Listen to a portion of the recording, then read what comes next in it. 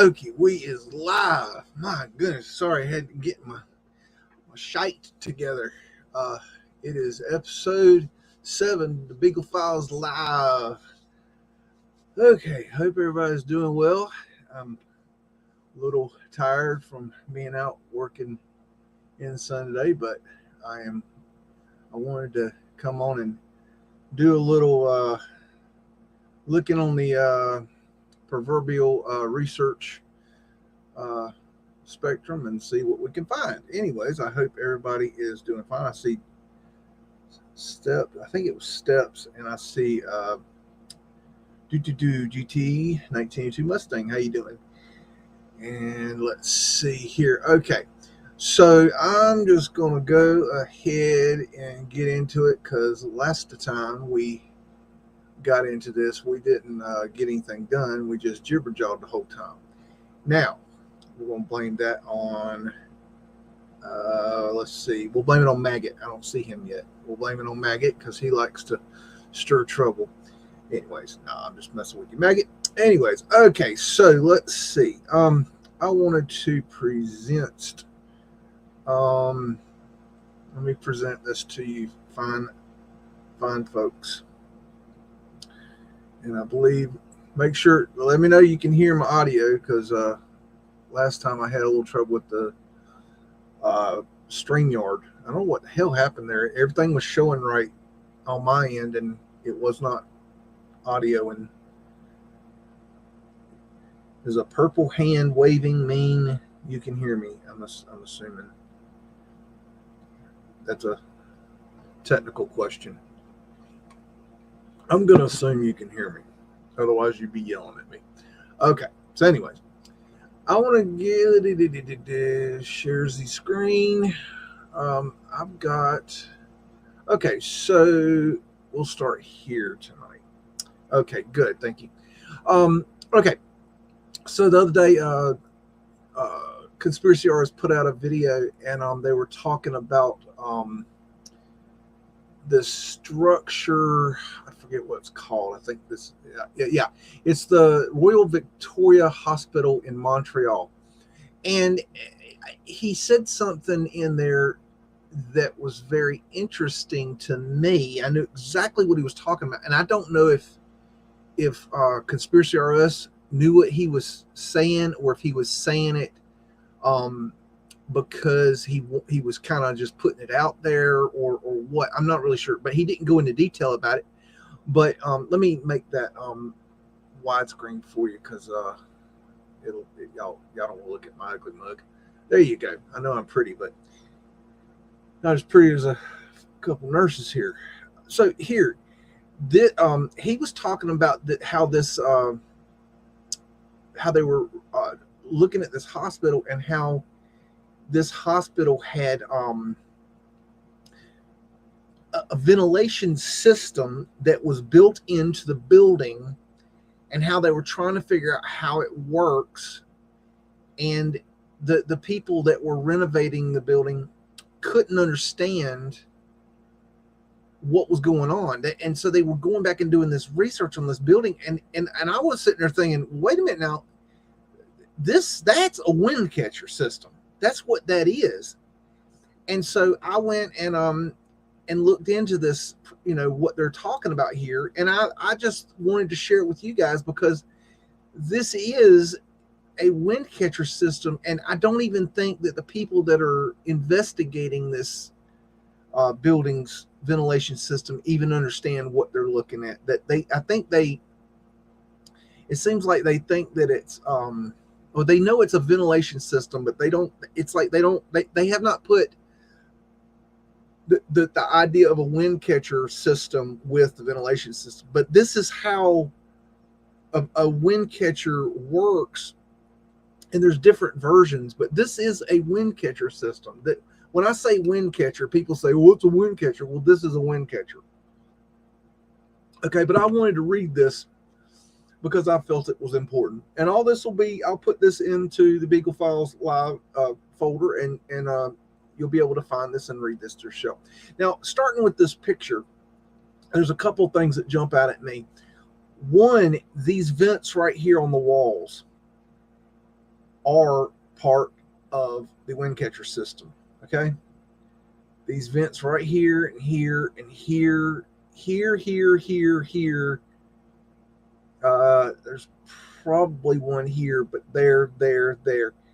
Also, part of the wind catcher systems are these windows at the top here. You see how they're cracked a little bit? And I remember seeing these windows. Distinctly remember seeing these windows on on schools when I was young. So that makes me very interested in these windows here. Now, reading, I don't think there's anything else I want to show you there. Okay, now I probably have to make this bigger. This is the hospital they're talking about. Like I said, it's called the Royal Victoria Hospital in Montreal. They call it the RVH Hospital. Now, very, very old world building. Very cool. Okay, so I'm going to just read this, and we'll just see what we can glean from this, and hopefully it will unpack some interesting details. But anyway, shout out Conspiracy R Us for sharing this building. And let's take it a little bit further. It's no secret, I love watching Conspiracy R Us videos. I watch all his videos. So definitely shout out Conspiracy R Us. But let's take what he's done and go a little bit further with it, see what we can find. Okay, one of my favorite hospital images captures the typhoid ward at the Royal Victoria Hospital, Montreal. The photograph, taken around 1894, portrays an environment buzzing with activity, bedridden patients in various poses, dignified doctors, nurses, and visitors, and even fresh-cut flowers. Spacious, multi-bed wards like this one were a signature architectural feature of the pavilion plan hospital, where 30-some patients occupied narrow beds spaced regularly along exterior walls. Okay, so let me go up here a little bit. Photographs of these Nightingale wards, named for the famous nurse, which survive in huge numbers, nearly always show the large windows between beds cocked open. Like I said, that's a wind catcher part. It's a component to the wind catcher, allowing us to almost feel the flush of fresh air that surrounded each patient. These were designed not simply to provide light and air, but to minimize contagion in an area plagued by typhoid and other deadly diseases.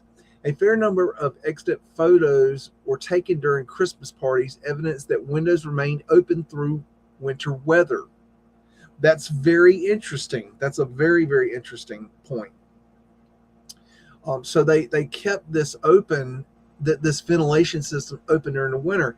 Now, if you understand anything about wind catchers, you'll understand that the wind catchers were used to do several things. In the summer, they would bring in fresh air and cool it down. And in the winter, it would have the reverse effect, and it would bring in fresh air, and it would bring in warm air in conjunction with what we call fireplaces, which were actually some sort of etheric energy heating device. And so it all worked in conjunction. So that's a very interesting statement, I think. Let's see. Essentially, each. Hey, Derby. I hope you're doing well today. That buttons aren't toys. Essentially, each patient housed in a pavilion plan ward was enveloped in a protective bubble of fresh air, enabled by the hospital's distinctive massive massing. Pavilion plan hospitals featured multi-story, long, narrow wards detached on three sides with minimal connections to the main administrative block. This architectural arrangement maximized natural lighting and ventilation and organized patients in orderly groupings. Okay, now let me, I need to increase the size of this. It's hard for me to see it. Oh, I knew I was going to do that. Buttons aren't toys. Okay. Oh, yeah, that's the stuff. Okay. I got to get my eyes so I can see good. Okay. The shape of the Nightingale wards facilitated surveillance by nurses who often occupy a desk at the entry end of the massive spaces. In my photo, the gleaming nurse's desk is at the center of the crowded yet orderly ward. The other end of the space, south-facing at some distance from the rest of the hospital, in this case 126 feet, was punctuated by a sun porch intended for patients well enough to leave their beds and go outside. Small adjacent and often semi-attached structures, sometimes shaped like towers or turrets, accommodated toilets. Now that's an interesting thing right there. They're saying that these towers here that are rounded, that they put the bathrooms in these, and I think that's very interesting because to me it seems like a very strange place to put the bathrooms. I think they talk more about that later, but also we know these buildings a lot of times, or at least never, had bathrooms. So then it's like, it makes you wonder, did they add the bathrooms and then they chose that these turrets would be the best place, the easiest place to install the plumbing for the bathrooms? I think there's some research that could be done there. And I think it would, if you could get the right photographs, or you could do boots on the ground, you could get more information by looking at how the plumbing is run, usually on the outside of the building. I think that would tell you something. So anyways, moving on. These tiny towers of sanctuary facilities separated the sight, sounds, and smells of defecation from the vulnerable space of the patient. All righty. You don't have the ability to close a door? I don't know. Montreal Hospital is not unique. In its golden age, the pavilion plan was considered an ideal arrangement for all sorts of large institutions: schools, orphanages, workhouses, asylums, prisons, adaptable to any scale, site, and context.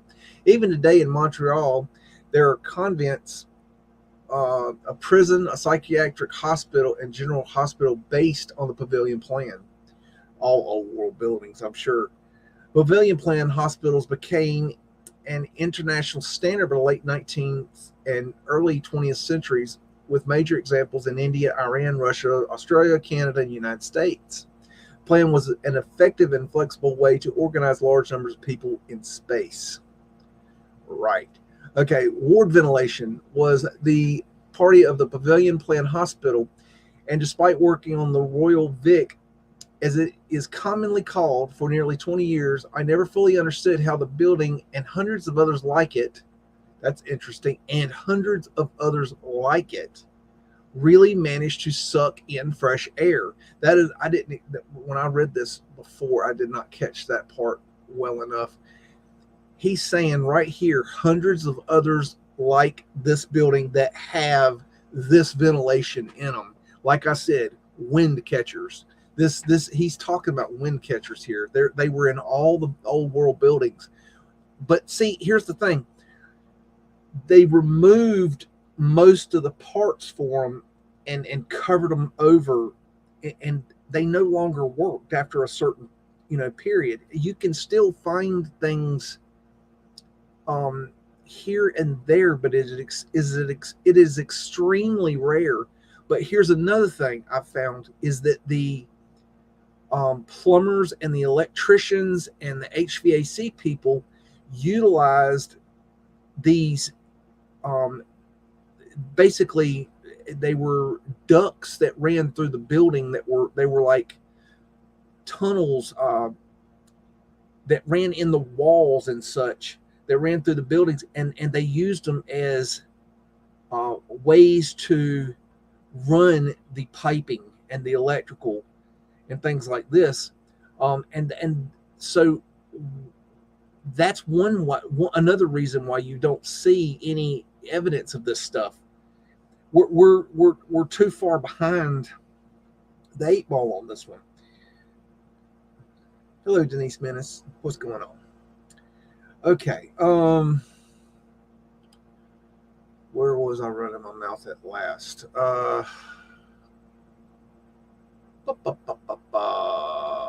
Okay. Really managed to suck fresh air, sometimes warm it, circulate it around sick patients, and spit it out with perfect control. So he's saying right there that not only has he seen it in hundreds of buildings, but it brings in fresh air, sometimes warm it, circulate it around, and then do it with perfect control, meaning they had control over the system. And that's what I've been saying about these wind catchers, that they could control the not only the amount of air moving, but where that air moved, what rooms it went into. It was a very I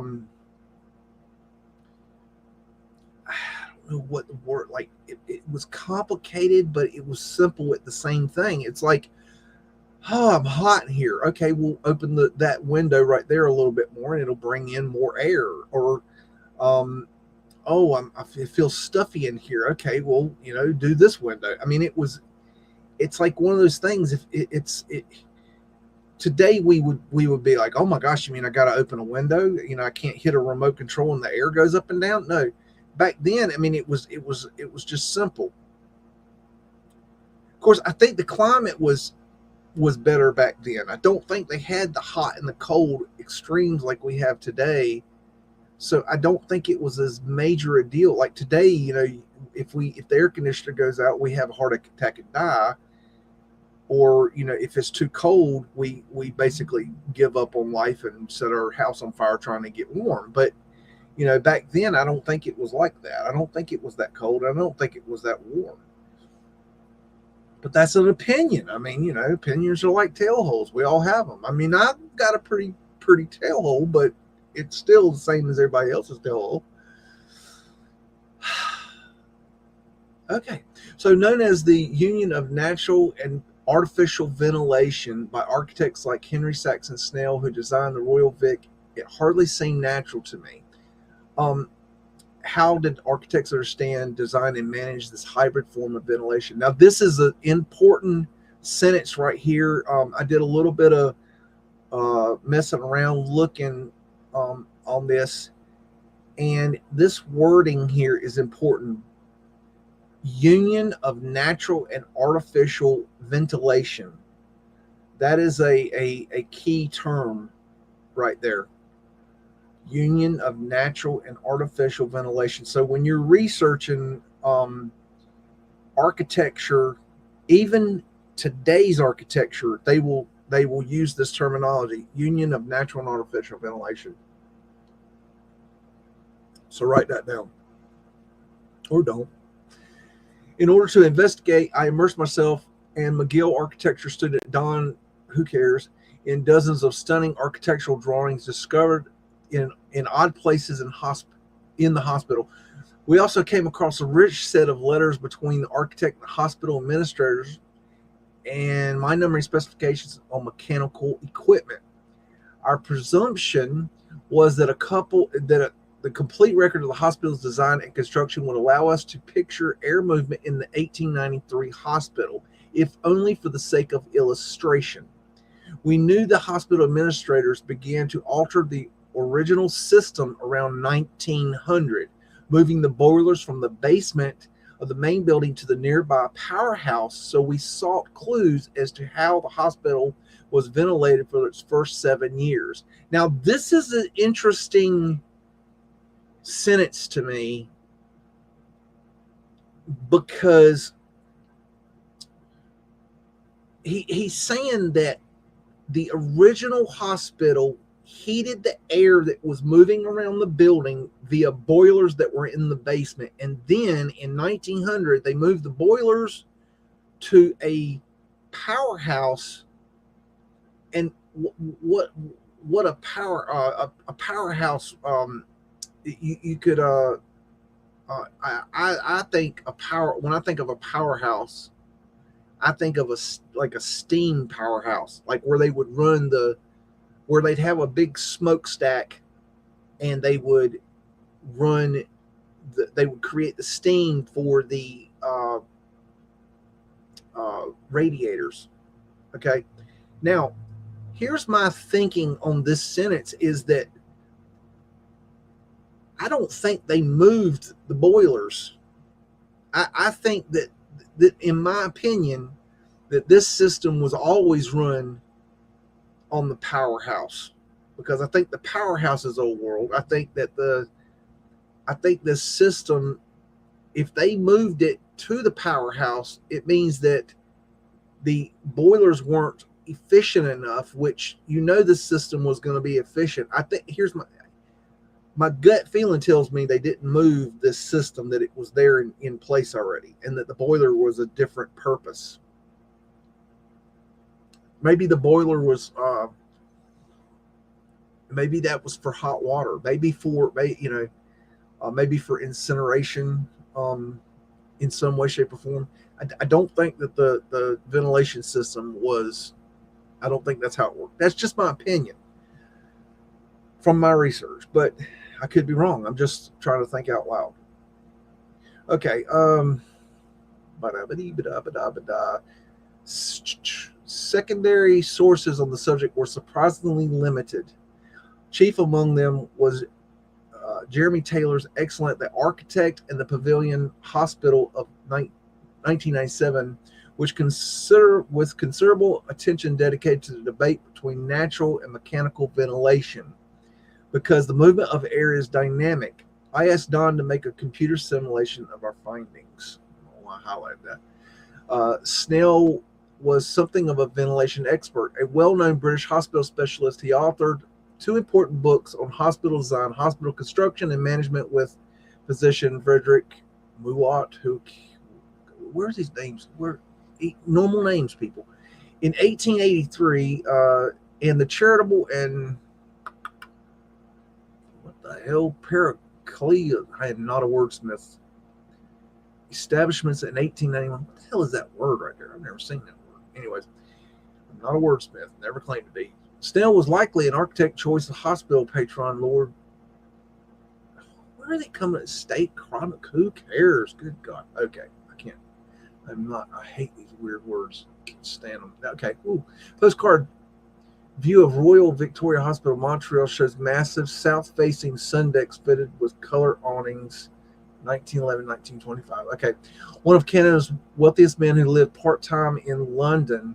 He may have known some of Snell's British buildings, such as casual wards for Mary Lebone Workhouse, what the hell, 1867, or the Holborn Union Infirmary, 1877 to 1879. 6 years before the opening of the Montreal Hospital, Snell had converted the main building of the Aberdeen Royal Infirmary in 1887, and that same year he and Alfred Williams designed London's Kensington Infirmary. Snell was part of a small group of London-based architects who devoted their careers to improving upon the basic pavilion plan model described by Taylor as orthodoxy. Other important figure in the correspondence were examined by John Abbott, essentially the chairman of the board of the hospital, better known as the third Prime Minister of Canada from 1891 to 1892. Abbott had a highly confident relationship with Snell, perhaps exacerbated by the distance between his base in Montreal and Snell's in London. Ventilation was one of the really prickly issues between them, and their correspondence is thus particularly rich source of unpacking pavilion plan hospital ventilation. Abbott was impatient and clearly dissatisfied with the architect's services as of 1889. From a letter dated June 9th, 1891. Oh, no, don't want to do that. That's what I want to do. Okay, with regard to decision upon your reports, I imagine on reflection you will perceive that no decision could be arrived at upon them. They appear to the board to constitute rather an avoidance of any definite report than a statement of your opinions upon any of the matters submitted to you. Basically, he's talking shit to him. Abbott also accused Snell of being out of touch with Montreal's progress in heating technologies. You speak of the heating system as being practically universal in the city and heating by hot water as sufficient in our climate. For fact, steam heating has for some time been almost entirely abandoned in the city, and hot water is practically universal. Equally enlightening are Snell's stunning drawings of the hospital, now preserved at the John Bland Canadian Architecture Collection in Montreal. I tried to get a hold of those drawings, and I have not yet to be able to get a hold of them. They are not, from the best I can tell, they're not publicly available, or I need to go deeper into the archive, which meaning I've got to go and maybe create an account, which I just have not had time to do. But I have tried to run these plans down. I thought it'd be nice to look at them, but I have not been able to locate them yet. Not in. I have been able to find pictures, but not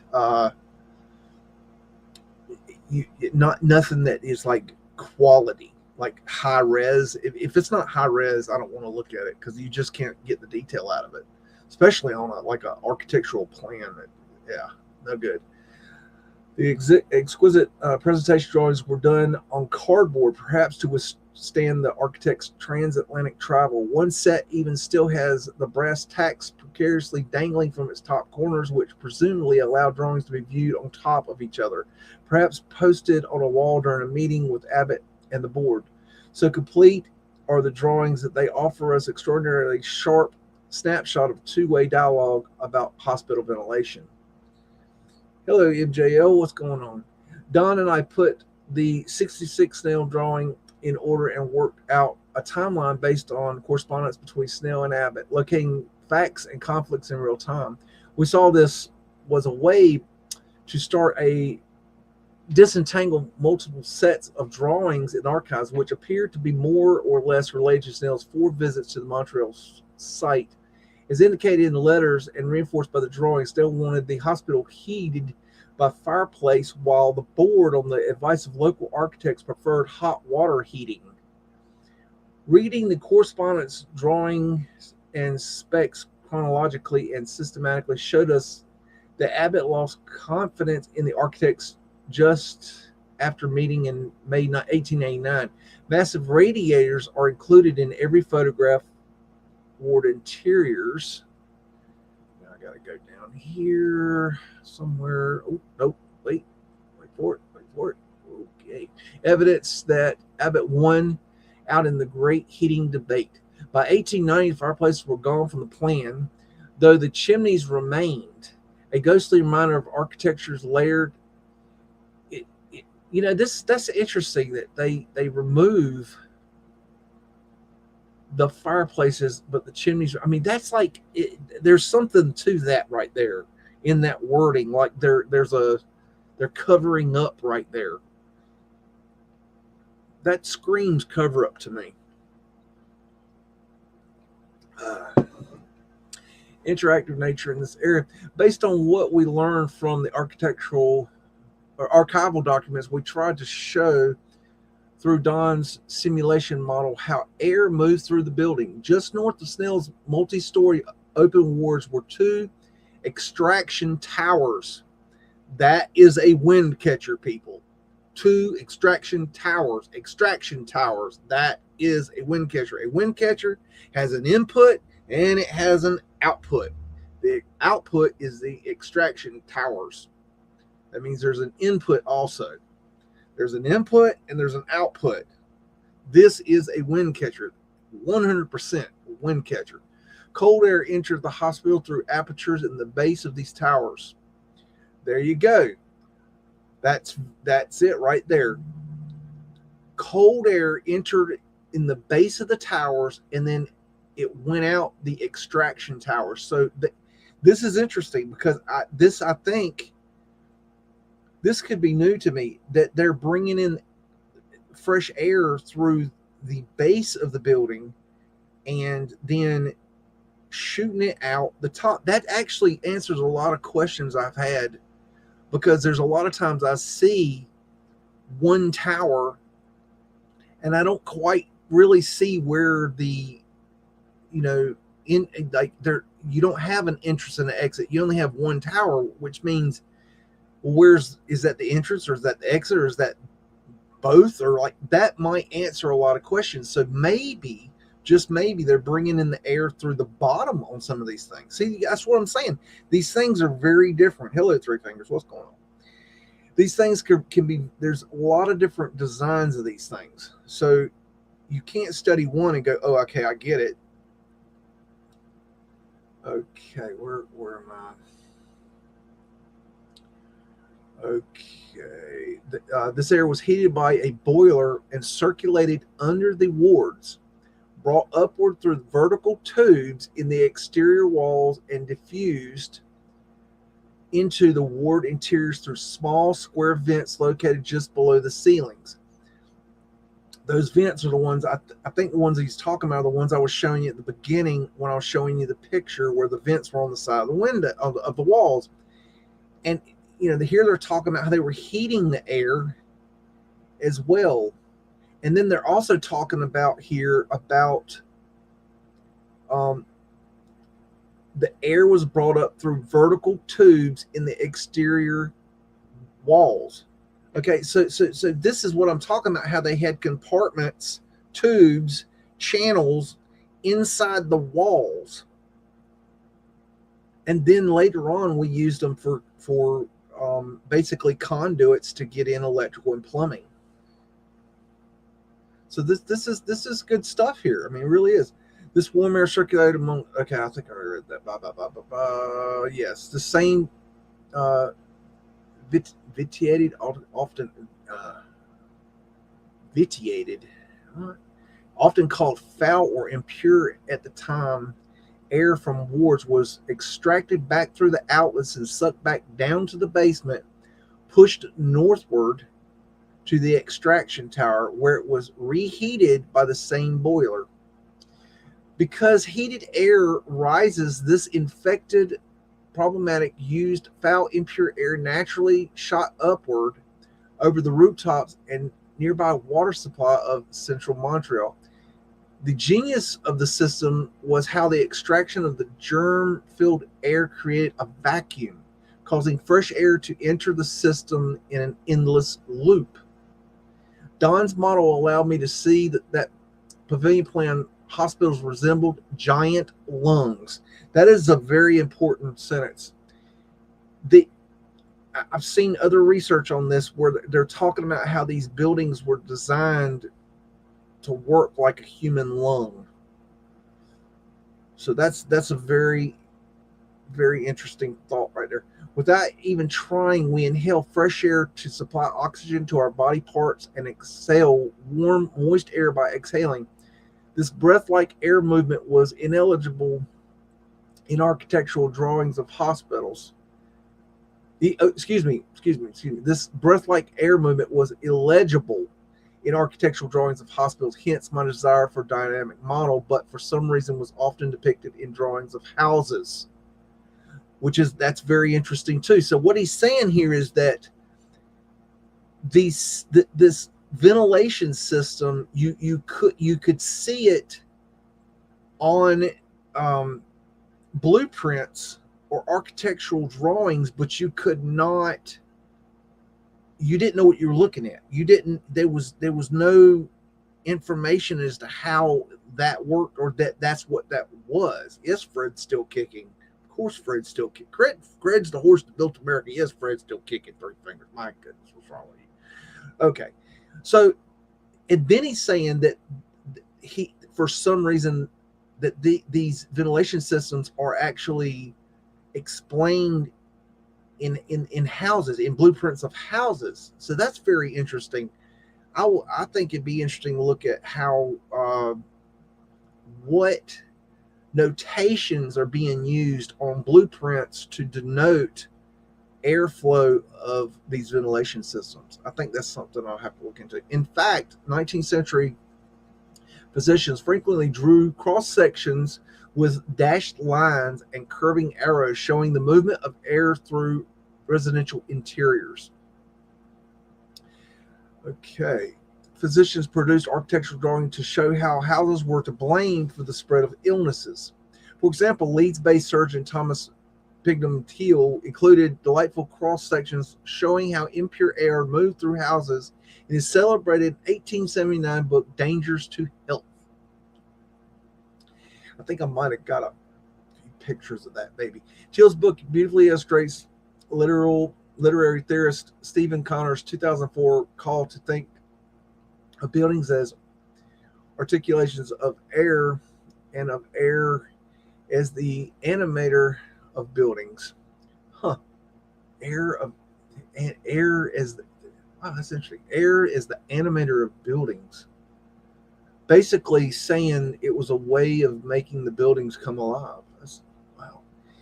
In a lecture at the Bartlett School of Architecture, Connor said air has traditionally been not the antagonist of the buildings, but its unobserved complement.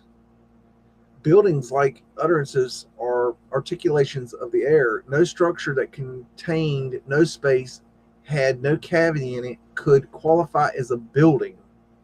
And yet, though buildings include enclosed and admit air, that air is not thought of as belonging to the building.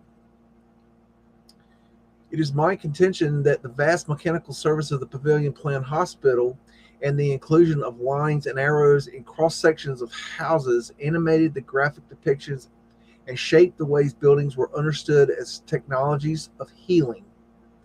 The air belonged to these buildings. The air belonged to these buildings. Piercing together how the Pavilion Plan Hospital ventilation system worked has been my own need for precision and accuracy within the historical record, underlying for me the essentially forensic nature of 19th century architectural history. It has shown me how my beloved photographs depicting the social lives of hospital wards serve to disguise the technological wizardry housed in the basements, wall cavities, extraction towers, and power plants just beyond walls. They depict these massive shed-like, dare I say, simple spaces that Joe Estrick, my professor at UC Berkeley in the 1980s, would have called a dumb building, camouflaged an amazing culture of grates, flues, boilers, outlets, and tubes working in symphony with the building's form. Wow. Okay, here's a kind of a architectural drawing of this building. It's really not something I think I can, it's really not, you're not able to see anything, I think, personally. But down here, Henry Saxon Snell's ground floor plan of the Royal Victoria Hospital shows the open ward and its adjacent extraction tower, a key feature in the building's ventilation system. So the adjacent extraction tower. So which one is the adjacent extraction tower? Maybe this one? I don't know. That's interesting though. And then Henry Saxon Snell's original drawings of the Royal Victoria Hospital were discovered in a closet. The heating system was a source of tension between architect and client.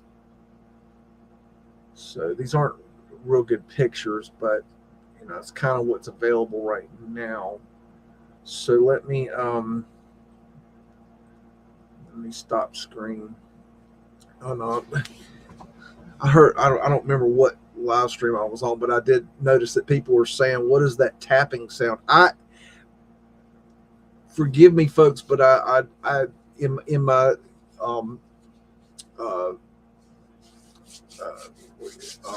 when I was in my teenage dirtbag years, I was a drummer, and so still to this day, uncontrollably, I will start double bass drumming, and I don't even know I'm doing it. So I was just doing it now, and I realized I was doing it, but you might hear that tapping sound. That is like an uncontrollable thing.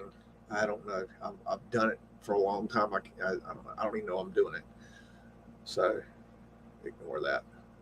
Okay. Anyways, I want to share this other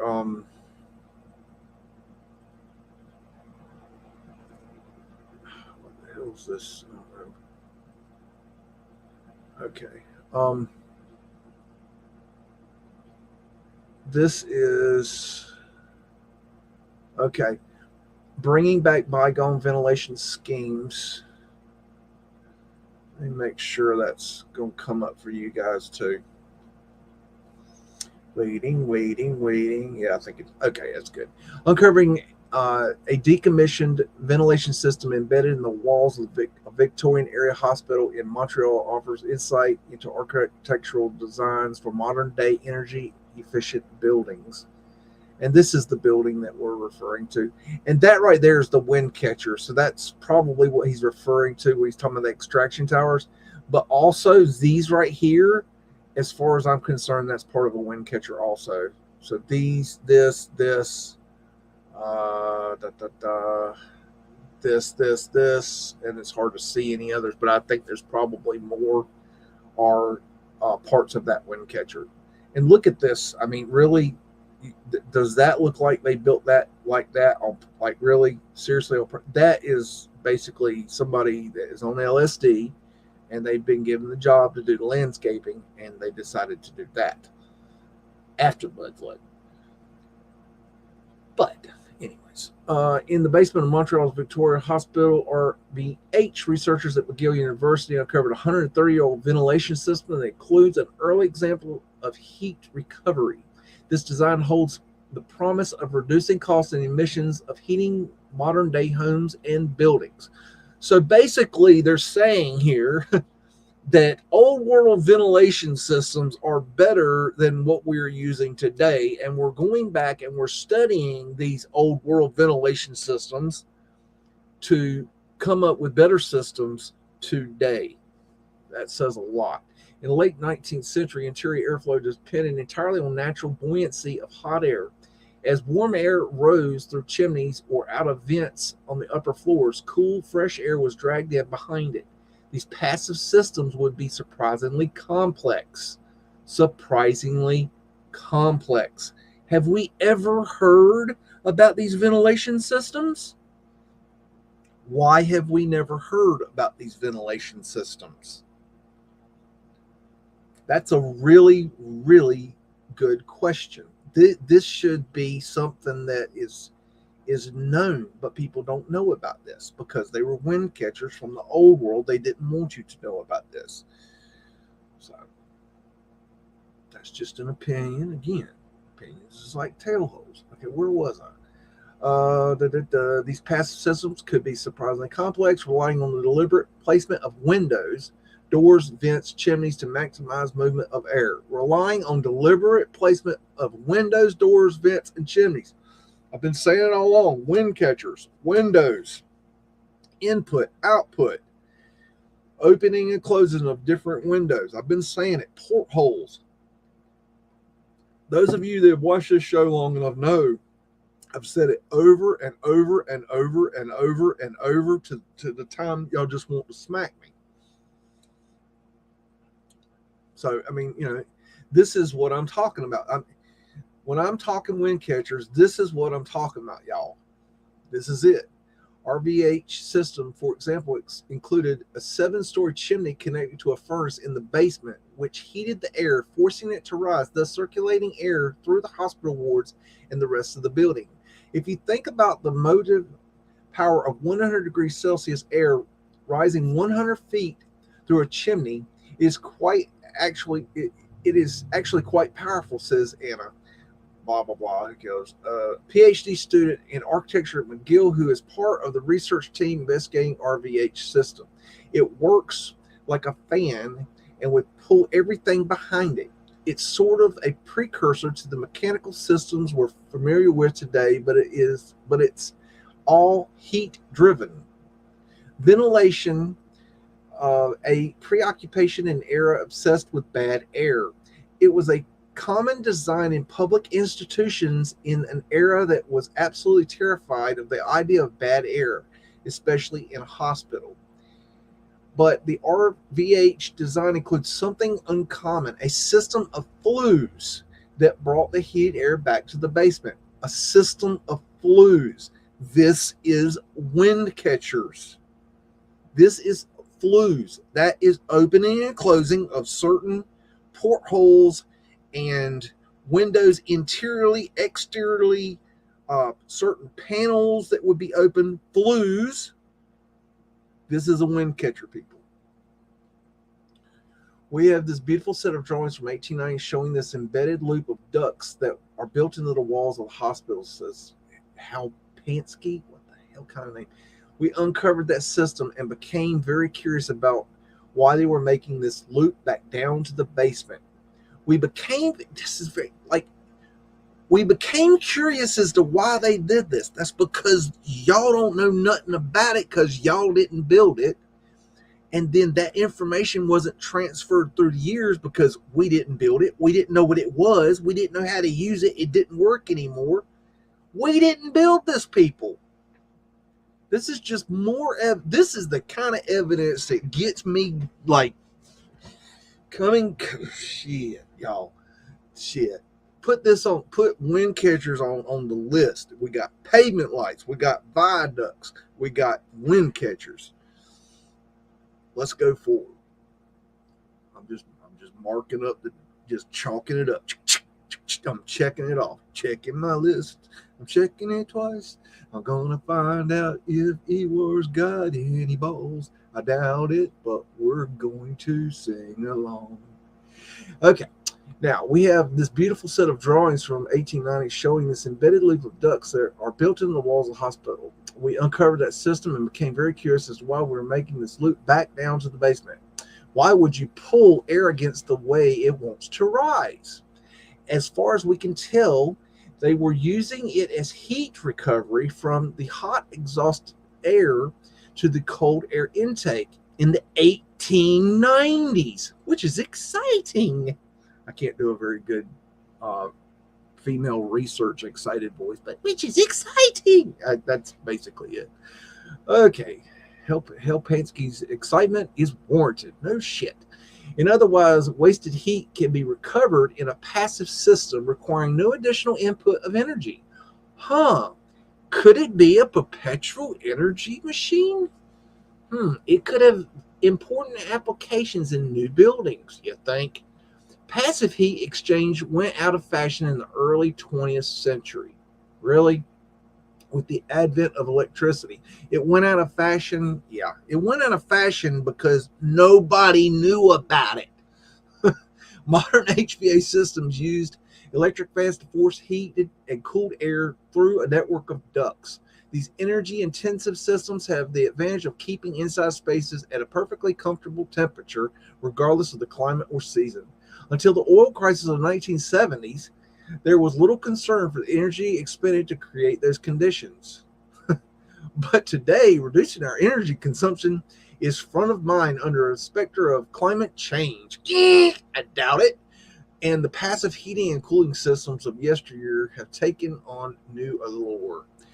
Looking for alternatives to mechanical heating and cooling is crucial, says Salman Craig, who is Hal Pansky's supervisor, assistant professor at the Peter Guhua Fu School of Architecture, McGill, and the one of the researchers who first uncovered RVH design. These systems are set to cause more and more emissions from their use, manufacture, and leaking refrigerants in a warming world. I doubt it.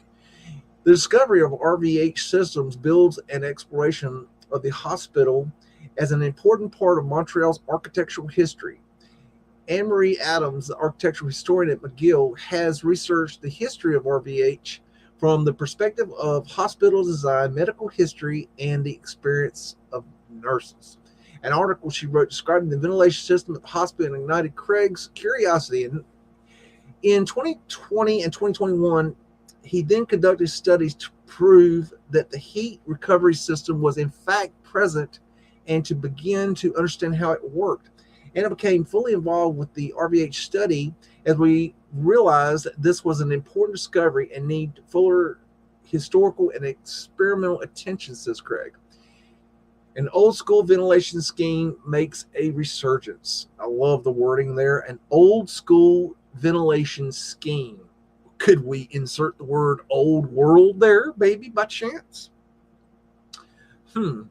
There's a resurgence of interest in natural ventilation and passive design techniques, but it has been 100 years since we've tried to ventilate buildings in this way on a large scale, says Helpinski. We've forgotten a lot of that. We've forgotten a lot of that. We've forgotten a lot of that. You never knew it. How the hell are you going to forget something you never knew? It's like natural cement. We forgot about it. You never knew it. God. So to figure out how a passive heat recovery system can make its comeback, Helpinski is using CFI-funded equipment to model the airflow inside the original RVH. She does this by setting up analog models on an anti-vibration table that is fitted with lights, cameras, and backgrounds to film how the heat and airflows through the models. A suite of sensors measures the air temperature, air velocity, and transfer of heat between spaces. The goal is to demystify the system by establishing a set of mathematical parameters for the placement of vents and other elements, which should then provide architectural designers a template for how to efficiently incorporate and design principles behind RVH into new buildings. Her work is supported by Veneer Canada Graduate Scholarship. Unbelievable. I cannot believe they're actually saying we have to study these ventilation systems because we don't know how they work. And how in the hell can we in our people, okay, that they say, your EWAR kind of people, they say, oh, we built that, and then okay, yeah, we built that, but then we don't know how to do it anymore, and we never transferred the knowledge, so now we don't know how it works. So now we have to do studies to figure out how it works because nobody remembers how it works. There's no plans of how it works. There's no books on how it works. There's no information on how it works because we didn't build the shit. We don't know how it fucking works. Write that down. All the equipment Helpinski is using will become part of the larger and soon to be operational CFI funded facility at McGill called the Building Architectural Research Node. There, Craig's research team will develop alternative approaches for passive cooling, heating, and ventilation, as well as construction methods for buildings that are both adaptable to changing climates and also serve as carbon sinks. Carbon sinks. Why don't we just plant some fucking trees, people? Looking to the past for ventilation designs of the future. To get a fuller picture of how the bygone RVH system came about, McGill Research Group is working with Adams to combine their technical research with a historical investigation. That includes scouring a collection of letters between experts in Montreal, members of the hospital's board of governors, and its architects. Henry Saxon Snell, highly regarded architect specializing in health facilities, who was based in England. Those have provided both unique technical insight and an amusing twist to Helpinski's research. Look, people, it's a fucking wind catcher. I've been saying it. All you got to do is contact me. I'll tell you what it is. It's a fucking wind catcher. Study wind catchers, and bada bang, bada boom, you got your fucking answers. It's not that hard. It's a fucking wind catcher. They don't even know what they're looking at. How does it work? I don't know. The motherfucking air goes in. They transfer it around the building. The motherfucking air goes out. It's real fucking simple. It's a fucking wind catcher. Damn. This was one of the first times I was able to work with a primary source archival material, she says. Seeing the drawings and being able to read the letters to do the detective work of piecing together the people behind the historic system has been fascinating. You're not piecing together the people behind the system. You're piecing together information people were talking about in the late 1800s, early 1900s about how they didn't know how the fucking thing works. That's what you're piecing together. You're not piecing together the people that knew how it worked. They didn't know how it worked. Or they might have known how it worked, but they certainly didn't build it. They might have had to figure it out. They might have figured it out, maybe. Or they at least had an idea that, yeah, that system, whatever it is, however it works, this is what it does. But they didn't know how it worked. They didn't build it. The letters which Helpinski, Helpinski, what kind of name, describes a politely worded but very critical, have been an incredibly entertaining glimpse into Victorian society. For example, in February 1891, John J.C. Abbott then chair of the hospital's board of governors, and late Prime Minister Canada writes to Sir George Stephen, co-founder of RVH, as well as a prominent businessman of the time and the first president of Canadian Pacific Railway, about Snell's work. His comments are particularly ironic as they fail to portend the important applications of ventilation heat recovery system a century into the future. He really seems to have no common sense at all. However good a designer of hospitals he may be, he has been of no service whatsoever with regard to the heating or ventilation, because they don't know how it fucking works. It's a wind catcher. Contact me at stuffbeagle@gmail.com and I'll tell you all about it. Just saying. And this is what conspiracy art was. See, there's a little conspiracy art us logo. This is what he was showing. This is what when he was talking about, this is all he showed about this. And he was talking about how they were doing this research. And I knew immediately what he was talking about. This is just another, I've got a bunch of these, but this is a way, there's a lot of different wind catchers. This one, it draws the air down to flowing water, which is cold, and that cools the air like an air conditioner, and it comes back up, and then it's actually, it's got wind coming down here too, but it's this one. Okay, this one's different. Sorry, there's, like I said, multiple of these. This one draws air in, brings up cool air down here, and then the wind catcher brings in the wind, brings it down, then it mixes with this cooler air, and then it circulates it back up. So anyways, that's a okay, I don't want to watch the video. This is a drawing from that book. The guy was talking about air currents in a house. It's not a very good drawing. I think I got a better one. Okay, yeah. House with every sanitary arrangement. Okay, so this is it's hard to understand how this is working, but this is him trying to explain airflows through what best I can tell you, old homes ventilation systems. This is like, I don't even understand what this is like. I don't know. This is something that could be studied right here. That's a fireplace, I would say. Like, I mean, you know, when I first looked at this, I didn't spend enough time with this. I kind of thought this was a toilet, but now I'm looking at it, I'm not sure that's a toilet. And I thought this was sewage plumbing. I don't think that's sewage plumbing. This is really kind of weird. And then I did see this. I didn't understand what this was on the roof. I don't know. There's something to that that needs to be looked into further.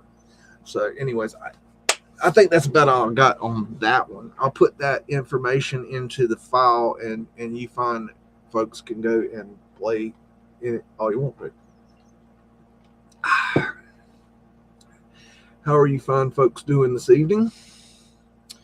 MJL, are you behaving yourself? You have about 10 cats. Uh-huh. You know, when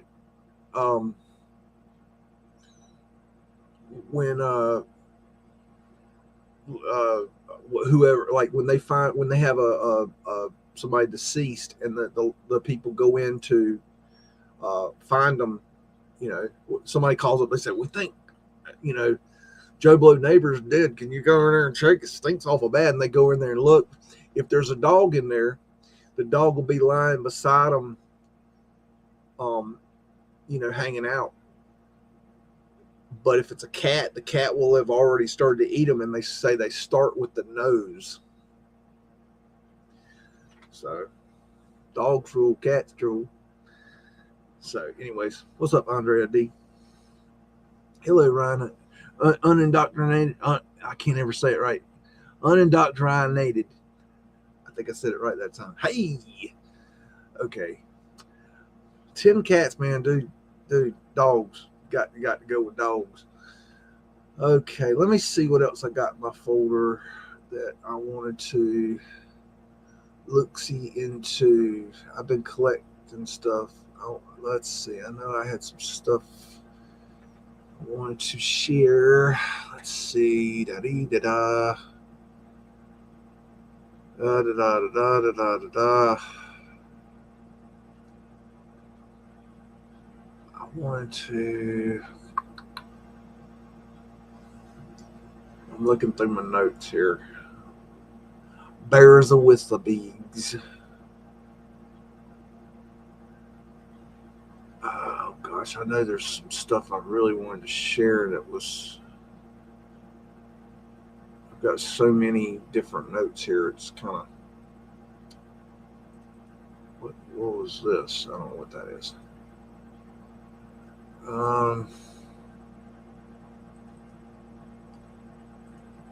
Nope.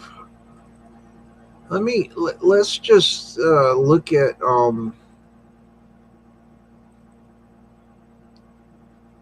this. This is called. Let me present it to you.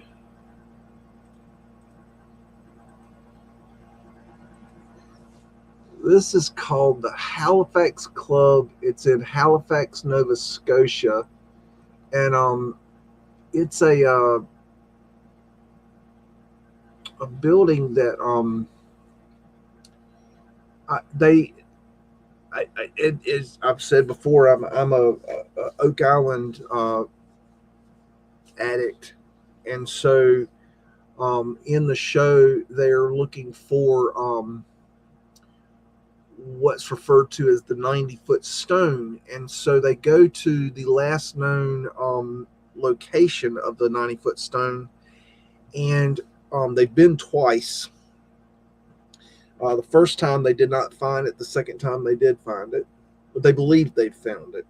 It's kind of complicated, but it was the story goes that it was taken to Halifax from Oak Island to okay, let me back up. I know a lot of you don't understand Oak Island, so let me give you a quick synopsis of what I'm talking about.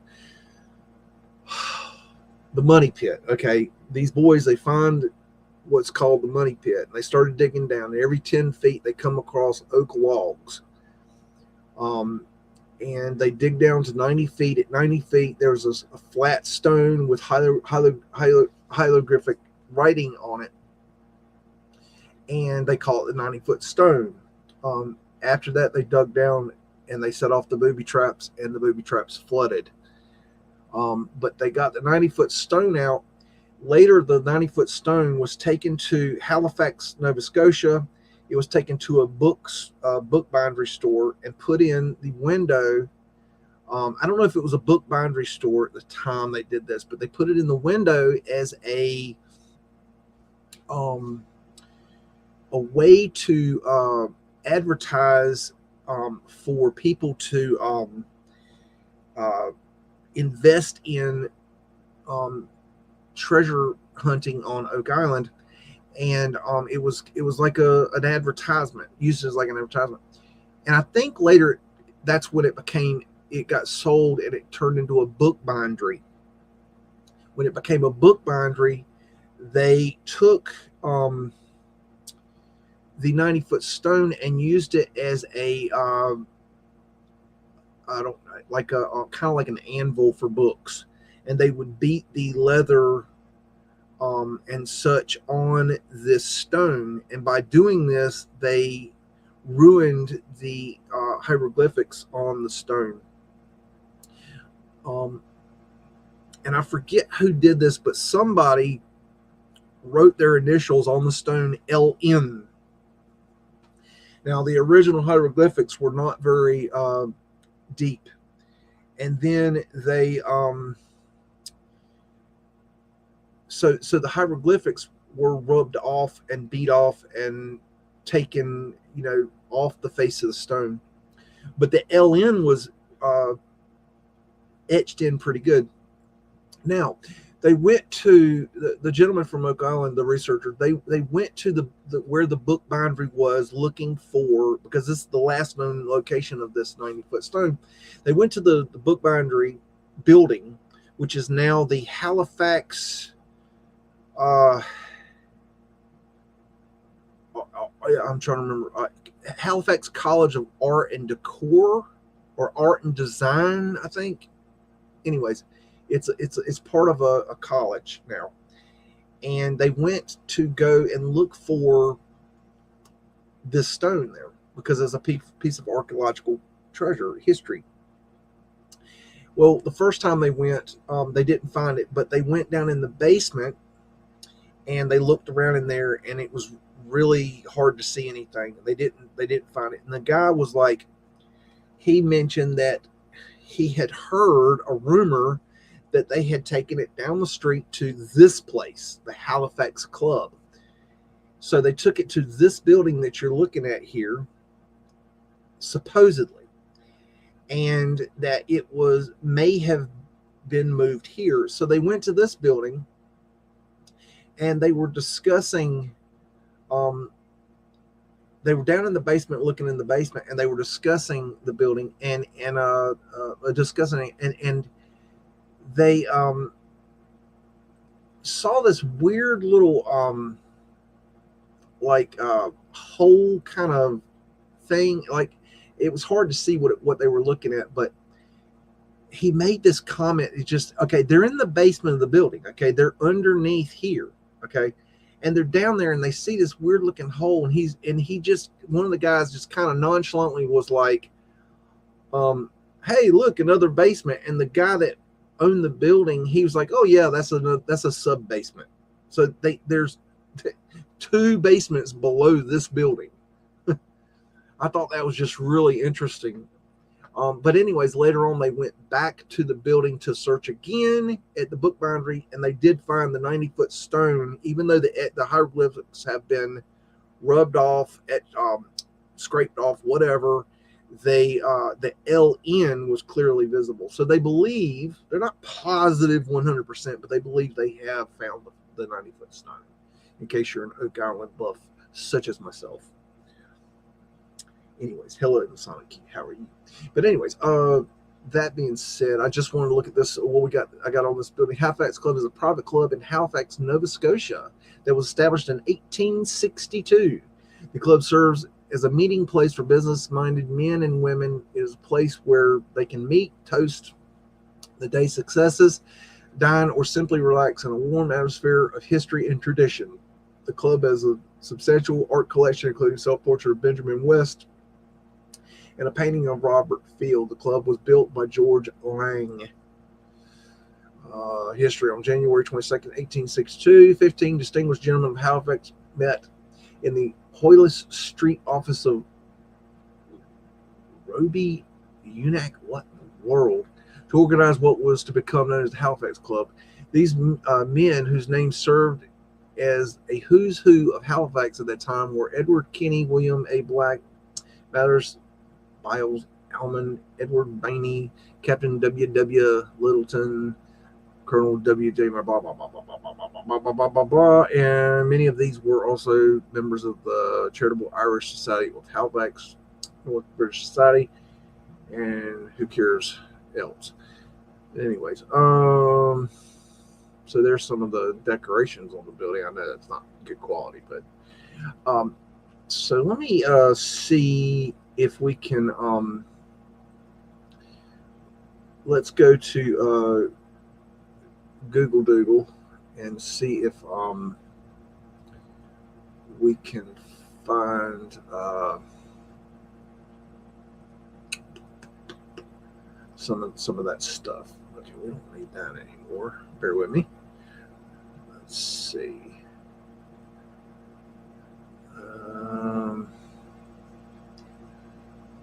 Okay, y'all should be able to see this. Let's see.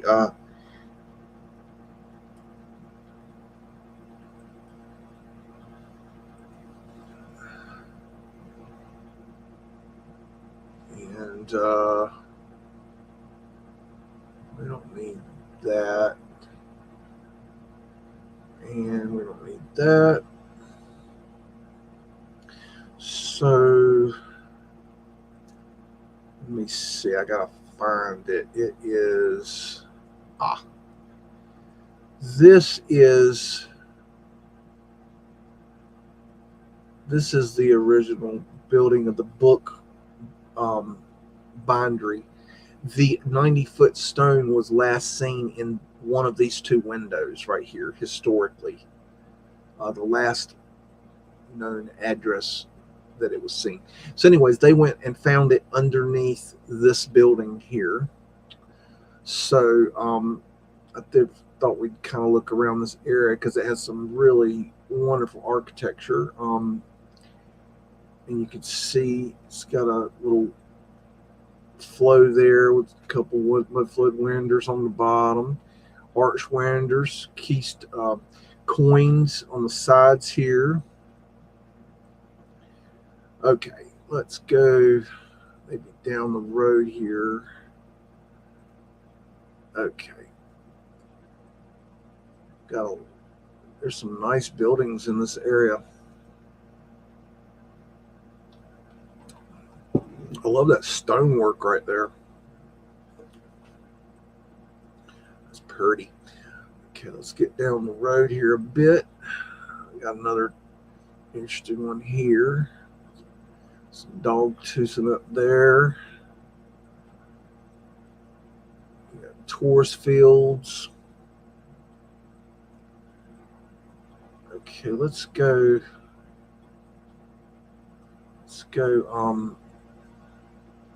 that flow right there. Let's go up the road here a little bit. It's an interesting building. Phoenician wave. Beautiful tourist fields. Looks like they're having to do some repair work.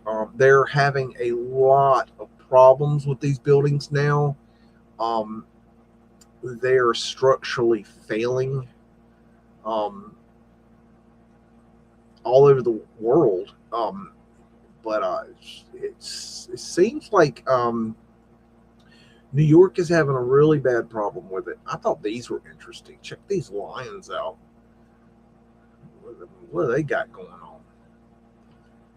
What is that? Is that a... What is that? Is that a pine cone? Or, I mean, what is that right there? Is that Mi'kmaq something? Or doesn't really tell you. 1887. A fishy, and I don't know what that is. I'm not sure. Okay.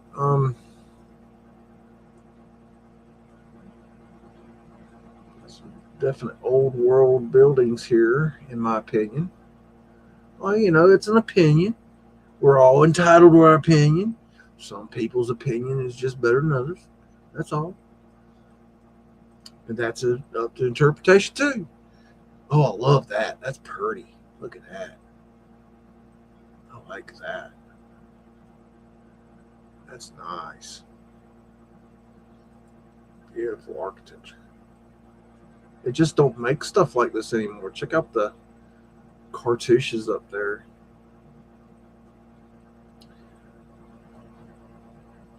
It's like an elegant, like, life that the people, the buildings are just very elegant. Let's Halifax.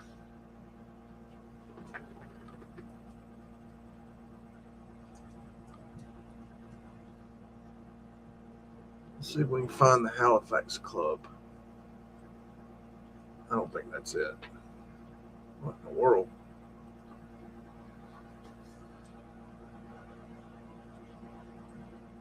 I don't think that's it. I don't think that's it. No.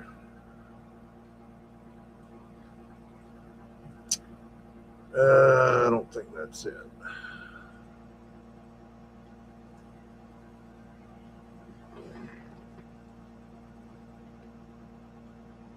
Let's try that one. That might be it. Let's see. Yeah. This is this isn't the building. This is the back of it. This is it though. So I was just wanting to show you that building I was showing you on the picture. Let's see. I see Kim Ray's joined us. How you doing? Missouri Mudflood Research. How you doing? Y'all go and check out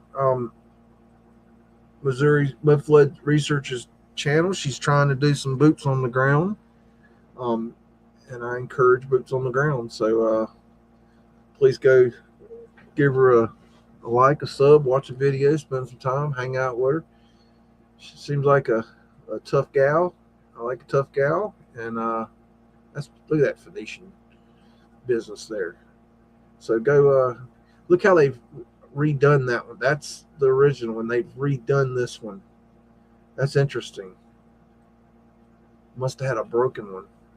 Phoenician shell lion. Dare I say Tartaria? Dare I say it? Tartaria. Tartarian.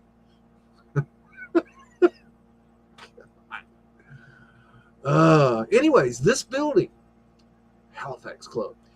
Like I said, this sucker, that's a coal hole cover right there, I bet. This building has a sub-basement, meaning a basement, we all know what a basement is, but a sub-basement. Anytime you hear the word sub-basement, that means there's multiple basements. That means there's a basement under the basement. I've even found sub basements before. Now, there's a tricky one. Torch fields, Phoenician shells. The fruit thing. There's a cartouche with a shield with a cartouche. Oh, it's just really interesting. So, I think that's all I wanted to show you with that business. Okie dokie. You don't mind your P's and Q's? Let's see. Yeah, the peacocks laid their first egg this week. I've got video. We've got one male peacock and two female peacocks, and the male peacock he'll flap out his feathers and he'll go like that. And if you got your back turned, it'll pure scare the shit out of you, because it sounds like almost like if you're not paying attention, like a damn rattlesnake. It is not an uncomfortable feeling to hear that sound behind you. You don't realize it's going to happen. Anyways, the peacocks are cool. Oh, and yesterday we got a rabbit that's that big, like the damn thing. It's a white rabbit, and I'm not even joking. It must be 2 feet long. What kind of freaking rabbit is 2 feet long? The damn thing is. It's the daggone rabbit from Alice in Wonderland. I shit you not. That thing it looks like it will stand up and box you.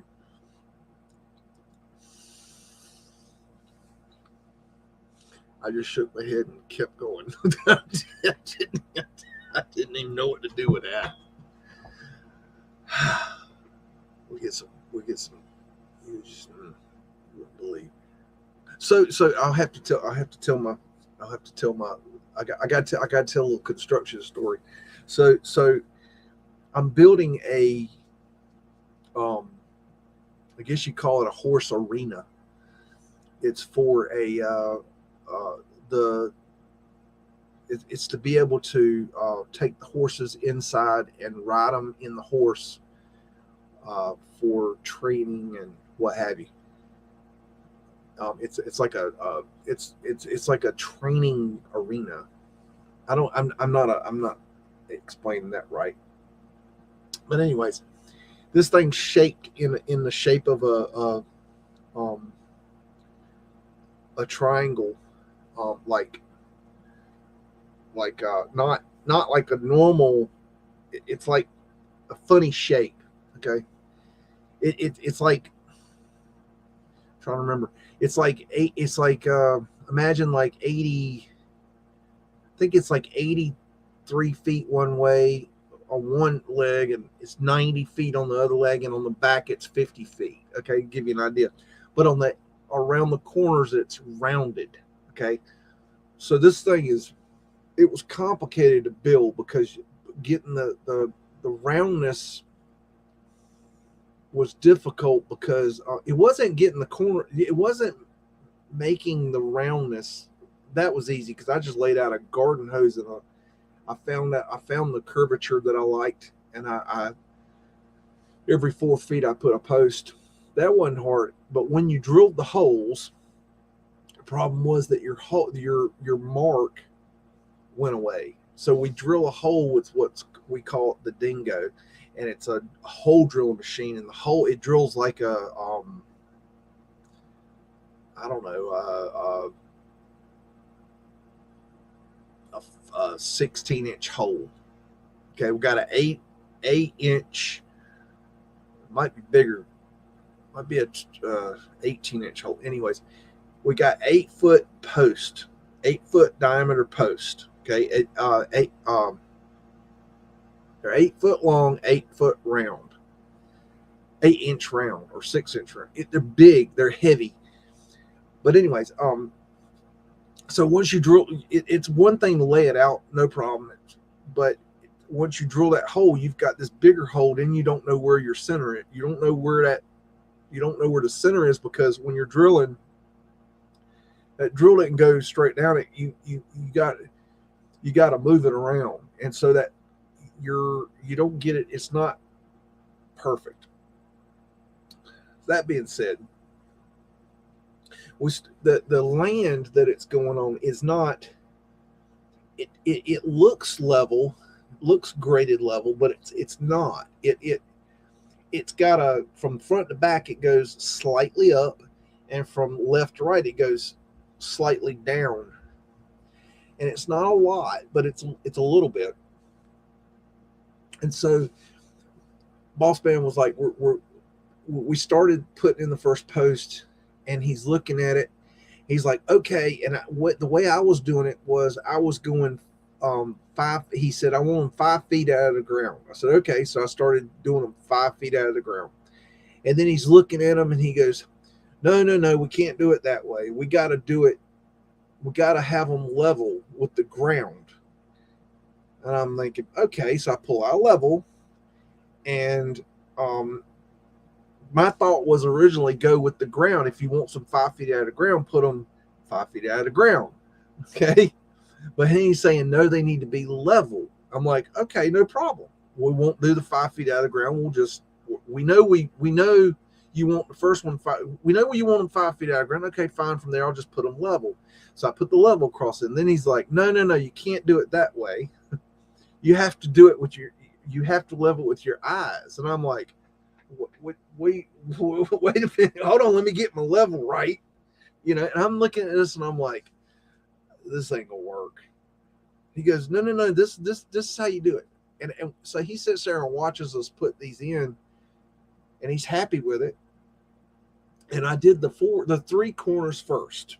And these corners are, you got to imagine the corners have one corner had about 8 posts. Another corner had like 5 posts, 6 posts, and another corner had 4 posts. So they were different curvatures, different amounts of posts. But anyways, we had them. They were perfect the way he wanted them. They were level. Eye level. Okay.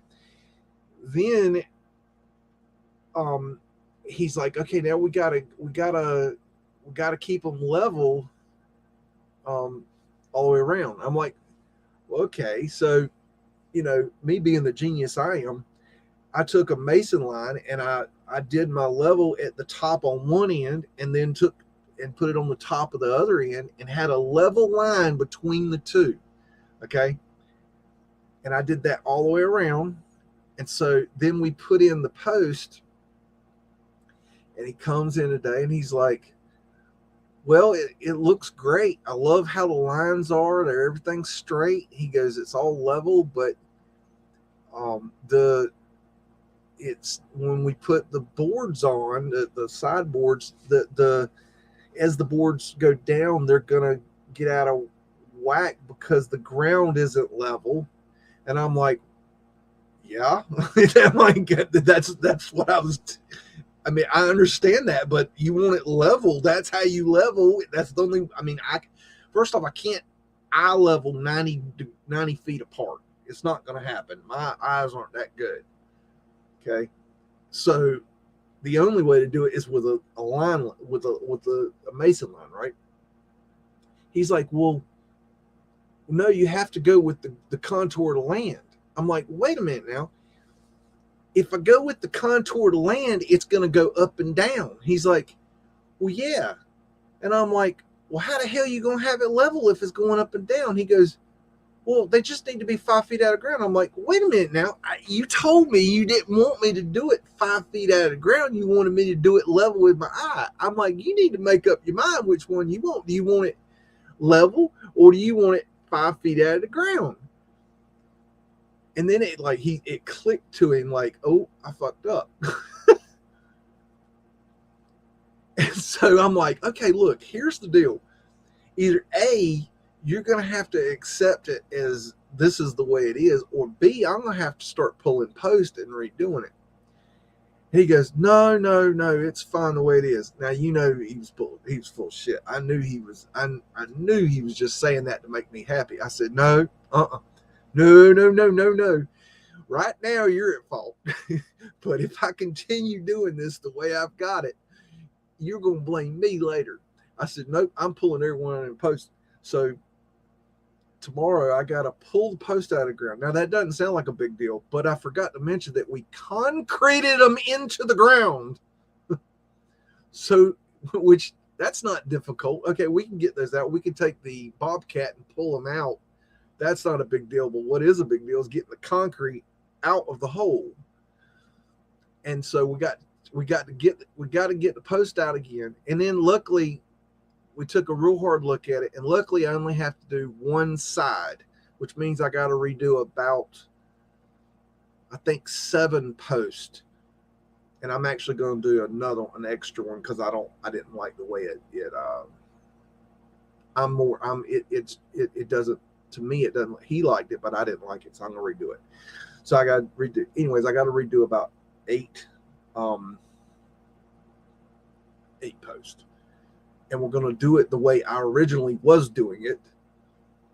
Oh my God. Isn't that frustrating? I was doing it the way he wanted it done, but then he got involved and he started changing my plan, and you got to go with the boss man. Anyways, we're going to get it fixed out. We're going to get it worked out.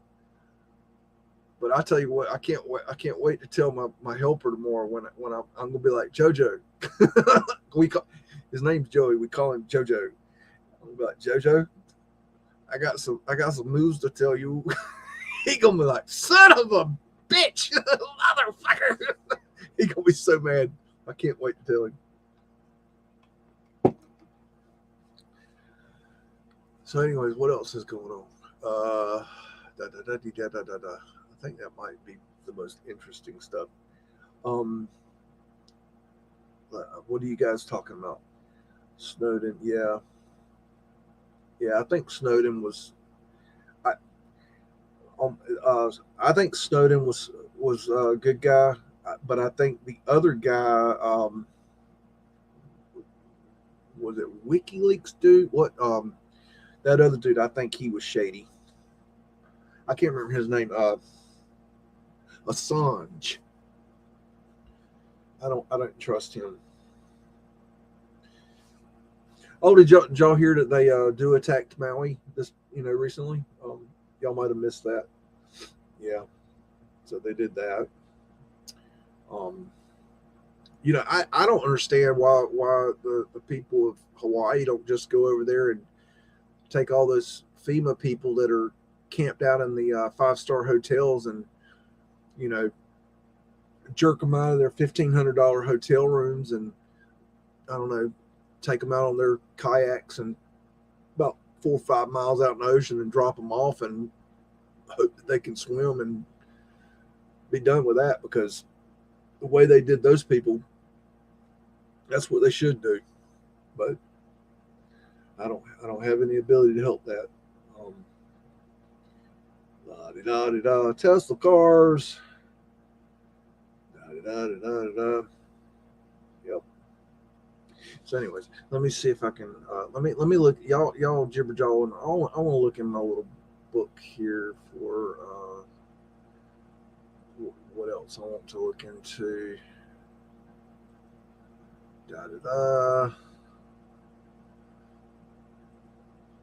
Let me cut that out. I'm adding the files to the file. Know what I'm saying?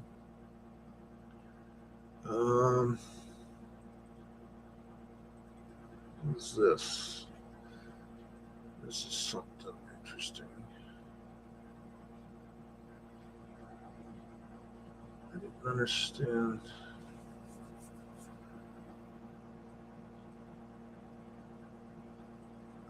I don't. Let me.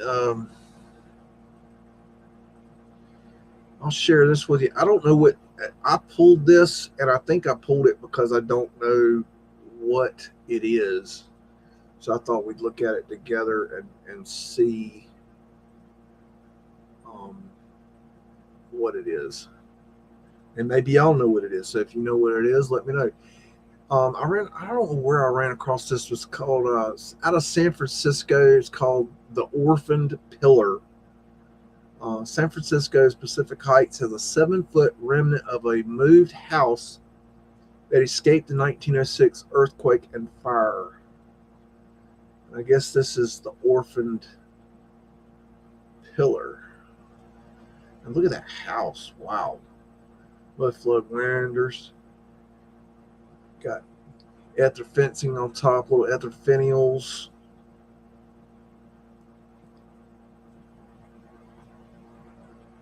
Beautiful house, man. So I guess this is the pillar today.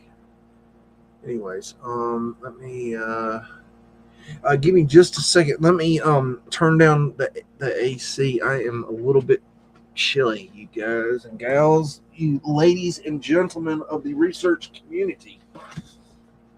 So dignified. I know. Let's see. How do you run this damn thing? That should be good. Okay. Oh yeah, that's the stuff.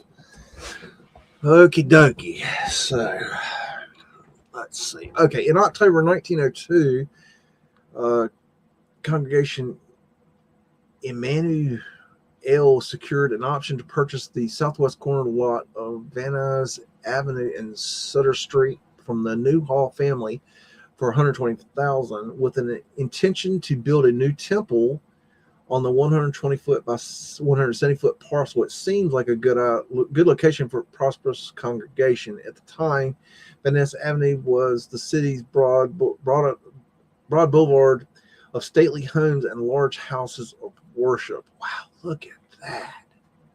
Look at that techie tech up there. Jeez. Man, that's just the old world right there. They had to get rid of that. View from Van Nuys Avenue from California to Clay Streets when it was a boulevard of wealthy family homes. The founders' homes is what it is. The Newhall mansion that occupied the corner had to be dealt with before any work could commence on a new temple. Commission merchant Henry Mayo Newhall and his wife Margaret and their elegant home, constructed around 1874 in the very popular Second Empire style, my favorite style, by the way, in case anybody cares, with a mansard roof. This is a mansard roof, if you ever wonder what a mansard roof is. Anyways, and stacked bays on 3 sides. There were 50 windows. While deemed old, the residence was still worth around $100,000. Gosh, that's nothing for that house, really. George Newhall, one of Henry and Margaret's 5 sons, decided to have it for his own residence. After having the building cut in 2 for transport, wow, he moved it to New lot 15 blocks away on Pacific Avenue near Webster Street. In 1924, photographed the Newhall Mansion at the 2340 Pacific Avenue, which was moved 15 blocks from the corner of Van Nuys Avenue and Sutter Street in 1903. While being renovated and expensively refurbished in September 1904, the house's top floor and roof were accidentally set ablaze by workmen burning off old paint. I've actually heard that same exact, well, not exact, but very close to that exact narrative before. And we know about these reused narratives that we hear. Extinguished quickly, the fire caused a few $1,000s in damage. Then after Newhall, his wife and 11 servants moved in. Wow, 11 servants. You need 11 people to wipe your ass. Amazing. Lazy people. My God. Okay, sorry. Pet peeve. A faulty chimney flue started another fire on January 13, 1906. That's probably because it wasn't a chimney and y'all used it as a chimney. Just saying. George Newhall must have thought the move cursed the old family home. Was the building determined to burn down? Question mark. Evidently not. 3 months later, the fires following the April 18, 1906 earthquake broke Van Nuys Avenue. Matches from Sutter Street north to Clay Street were dynamited by the military to create a fire break. I don't know if y'all know about that part, but in the middle of all this fire, ravaging San Francisco, the military started blowing buildings up. Just saying. Have we heard these narratives anywhere before?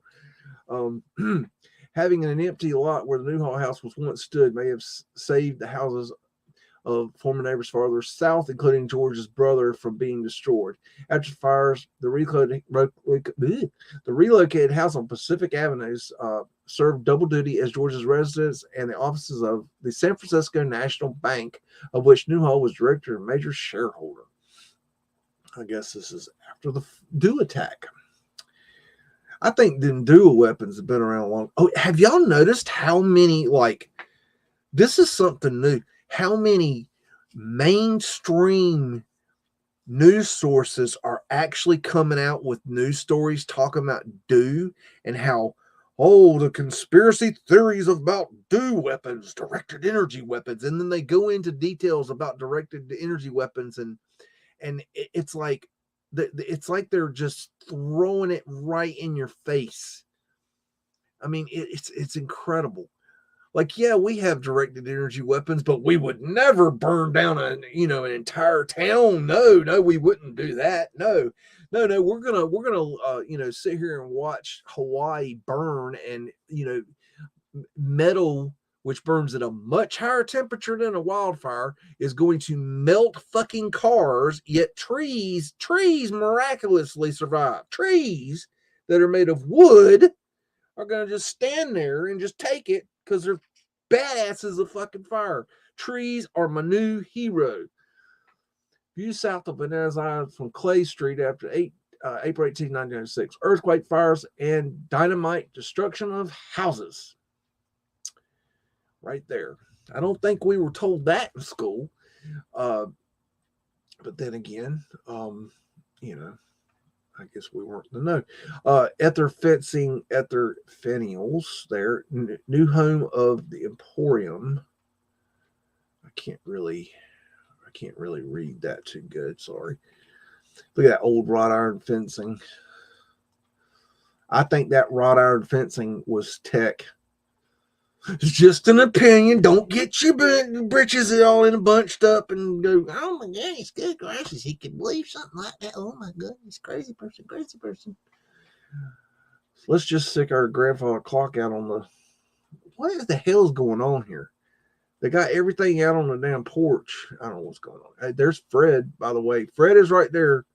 For Three Fingers was asking if Fred was still around. Fred, how can Fred not be around? He freaking the horse that built America. Use your head, people. Come on. Fred's my hero. Fred should be your hero.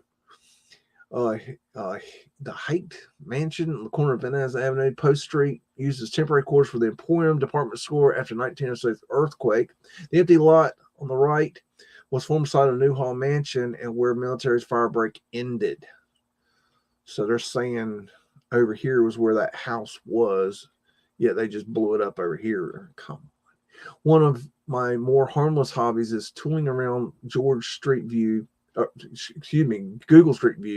or more pleasurably on foot to compare views and historic photos to present conditions. Newhall Mansion on Pacific Avenue is long gone, replaced by a very nice 1932 Art Deco apartment building and a smaller infill residence from the late 1990s occupying what was a driveway. But I was surprised and delighted to find a remnant of the old Newhall Mansion still in sight. See that? That's interesting. 2340 Pacific Avenue. We need to. I might have to go look at that a little. Okay. Between Webster and Fillmore's now 24 unit apartment building constructed in 1932. Okay, well, yeah, I think we might have to go look at that. 1924 photograph. A low wall separates property side yard from the sidewalk and curves back to an entry drive. A tall column is the pivot point for the semicircular recession from the street. Although only a section of the property's east side can be seen in the photo, a similar matching wall is evident there, framing another driveway. One can assume a twin of the pillar existed just off the edge of the image. So they're saying that they think there's another pillar over here. So you got your Freemason pillars. I don't know. Anyways, indeed, a 7-foot tall east pillar stands there today, even though the wall, the western twin column, and the grand home they were demarcated are gone. I think that's the end of that. Oh. Now the only job of the orphan pillar is to awkwardly mark the corner of the driveway filling property and serve as a point of interest for nosy historians and neighborhood dogs on their daily walks. The destruction and economic disarray caused by the 1906 earthquake and fire caused the congregation of Emmanuel. That lettering is terrible. Emmanuel to change its plans. Why don't you just make it one word like it's supposed to be, Emmanuel? The new temple wasn't constructed until 1920s, and then farther west at Argelo Boulevard, the Lake Street. Oh, so they never built it there. Okay, we don't need all that. Okay, let me try to find this place. Let me see. It's 2340 Pacific Avenue. 2340 Pacific Avenue. Okay, bear with a beads. Okay, 2340 Pacific Ave. And I've read that San Francisco. Okay, let's see if we can find it. Maybe we can, maybe we cannot, but we will try. Why not? We ain't got nothing better to do. Okay, share the screen. Okay, and where is it? Okay, there it is. All right, so it's this supposedly here. So it should be right here. It could be. Yeah, maybe. Let's go down here. No, that's not it, is it? No. Let's go. Huh. Oh, I bet that's it. Yeah, there we go. Okay, so they're saying there's a number on there.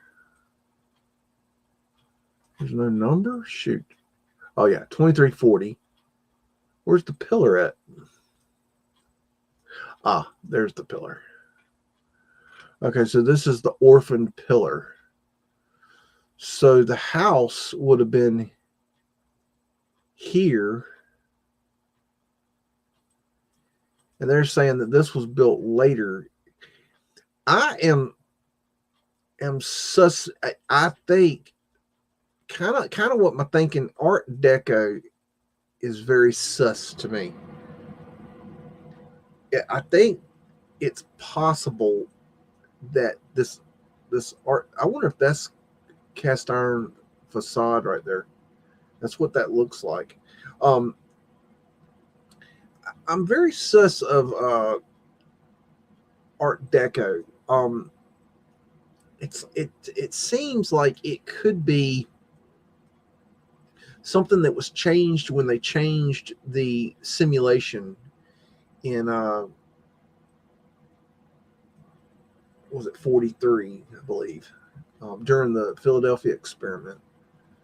Um, I've been questioning that, and this gets into simulation theory, and I know a lot of you are not on board with simulation theory, and that's okay. But I'm leaning very, very heavily towards simulation theory.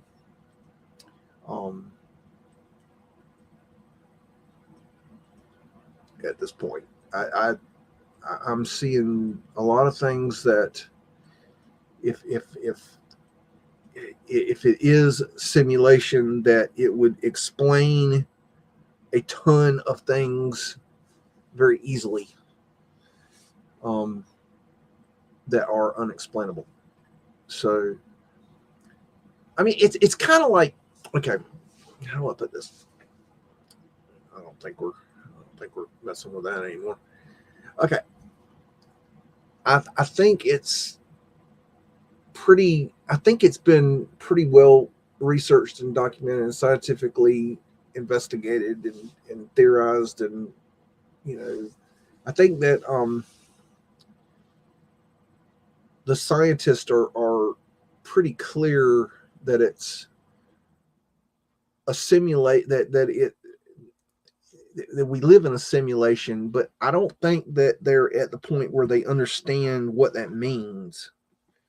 It's more like,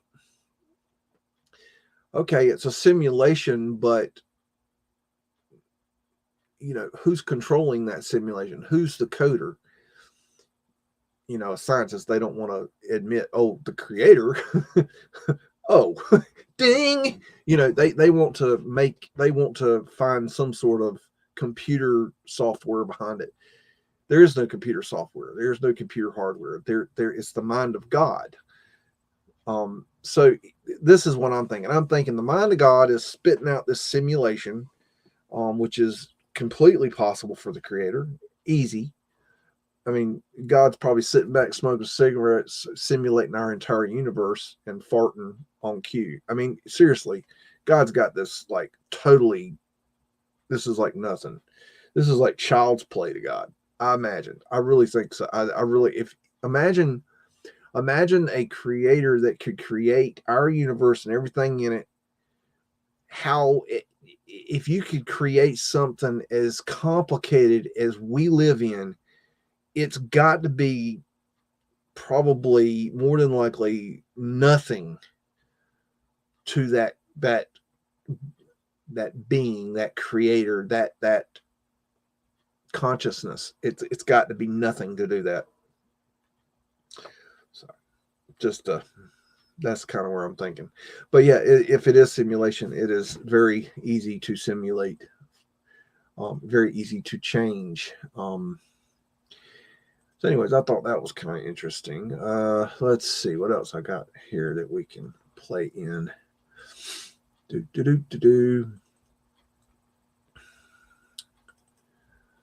I pulled these things so long. I don't. Oh, this was. Yeah. Let's look at.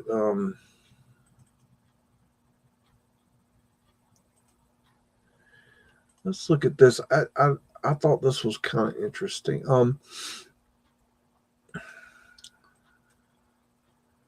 Shares the screen, Mr. Beagle. I think it's this one. Okay. So this is I forgot what movie. Oh, okay. I remember now. It was I don't damn. It was a movie about a Chihuahua. It was a Chihuahua movie. And I was it was a comedy. I can't remember the name of the movie. But anyways, I noticed in the movie there was this house in the movie that was like the backdrop of the movie. And I said that I was thinking to myself that house looks like it could be old, or I wonder what the history is behind it. And that's kind of how I think. Anyways, this is it right here. This is the house that was in the movie. It was just beautiful. This is not a very good picture of it, but this is it. And I found out it's called the Piru Mansion. um Piru is a Queen Anne style home located in Piru, California, also known as the New Hall Mansion or Cook Mansion. The Piru Mansion was built in 1886 and is in Ventura County Historical Landmark number 4. It was built by the Piru's founder, David C. Cook, a wealthy publisher of Sunday school tracts and supplies from Illinois, who had wanted to establish a second Garden of Eden.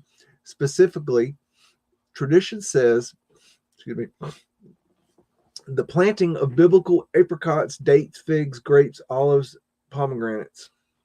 Cook's house became known as the Piru Mansion because of Sunkist Mansion brand Valencia oranges, which can still be found in the area. The mansion originally utilized natural gas as it possessed no electricity or running water. The mansion and the surrounding land, Piru Fruit Ranchero, was purchased by Hugh Warning of Buckhorn Ranch and his wife, Ori J., in 1912. He had 2 adjoining bathrooms installed upstairs. That's interesting. Had 2 adjoining bathrooms installed upstairs, making me wonder if there was no bathrooms in it originally. In 1934, the Warrings built another home on the property, now known as the Waring Stone House. Hugh's son Floyd lived in this second house on the property until his death in 1965. The Warings family owned the Piru Mansion for a total of 56 years, from the 1912 until it was sold to the Newhalls in 1968, making them the longest running owners of the original historic home. Now, I think that might be interesting later, that original historic home. That sentence might be interesting in a minute. Let's see. In 1968, the mansion was purchased by the Newhall family. Scott Newhall began restoring it after the earthquake of 1971, during which the 2 chimneys were knocked down. In February 1981, a spark from a painter's blowtorch, here we go again. You're shitting me. The same freaking narrative ignited the house while it was being painted and burnt it to the ground. See, original historic home. And they're saying that in 1981, the original house was burnt to the ground. The owners, seeking to reconstruct their home, utilized old photographs and the assistance of people who had restored the house during its lifetime. The new mansion was completed in December of 1983. The 1994 Northridge earthquake also knocked down 2 chimneys. In 2003, the Newhalls sold the Piru Mansion to David Newhall Hill, a relative of the Newhall family. In 2012, the mansion was sold to a private investment group and converted into an event venue for weddings, corporate retreats, and other occasions, as well as a private vacation rental for overnight accommodations. Film and television. The Piru Mansion has been shown in numerous films as well as television and commercials. Some of the films and television series the mansion has been used in are Don't Be Afraid of the Dark, The X-Files, Charmed, Melrose Place, Murder, She Wrote, Charlie's Angels, The Incredible Hulk, Pain American Wedding. What is that? Pain American Wedding. I don't know. And Heart, among the many others. The Piru Mansion was used as the home of Ellis Wyatt in Atlas Shrugged Part 1. That's interesting. Verse parts the first segment in a 3-part movie adaptation of the novel by Ayn Rand. Most recently, Peter Mansion was used as a set for Escape the Night, presented by YouTube Red. Some of the noteworthy personalities who have acted in productions shot at the Peter Mansion include Shelley Winters, June Allison, Buddy Ebsen, Ricardo Montalban, Robert Duvall, Patty Duke, Robert Duvall. I met Robert Duvall once. Okay, Patty Duke, James Gardner, Angela Lansbury. Oh, she was cool. Shirley Jones, Joan Lockerette, David Duchovny, X-Files, Shannon Daltrey. I think that's X in the X-Files too, or is that? Or am I thinking of something else? Shannon Daltrey, is that the girl? Is that the girl from 90210? Alyssa Milano. I had to have the Alyssa Milano crush when I was little. Joey, I don't know who. Grace Sophie. I don't know. Shane Dawson, Eva. Good. I don't know who that is. Glozell. I don't know who these people are. Anyways, okay. So let's just see. Peru Mansion. Let me Sorry, I gotta switch all this crap to find it. Let me see if I can find it.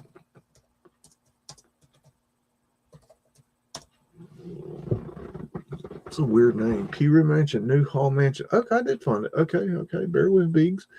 Okay, alrighty. Okie dokie. Here we go. Okay, so New Hall Mansion. Okay, so let's see what they're going to give us. Anything interesting? Okay, they're not even going to let us get close to it, are they? We got one picture taken area. Let's try that. Here we go. Oh, see, this is better. So, anyways, the reason I originally wanted to show or look into this home was because it was interesting architecturally. It's beautiful inside. I love these windows. They're just really cool to me. But and I noticed it had the Mudflood Wander kind of thing going on. But I just, here's the thing. This is why we have to be careful when I research, because we don't want to look at a home like this and go, look, Mudflood Winters, Mudflood home, look, old world home, like without going any further. See, then we become Meltology people, and then we don't actually get any, people aren't going to respect what we do, because then we're going to be doing what they do. So that's why it's important to go a step further and look a little deeper, because we found out that this home, not that it didn't exist, but that it was rebuilt because it burned down. Now, is it the same today as it was then? Well, I would say that it's very possible that that basement is a lot different than it was then. Would you say? So I just think that's really interesting, but it was interesting to learn the history of this particular residence, and so let me go to let's just try to find it. Let's see, what was it? Peru Mansion. So here's pictures of the fire where it was burned. That's interesting. That's actually the fire. I guess that's why it's still on fire. So that's kind of interesting.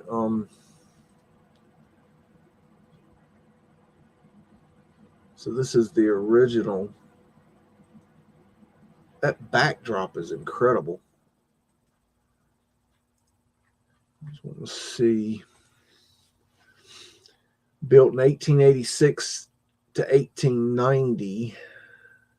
Destroyed by fire in 1991. Rebuilt.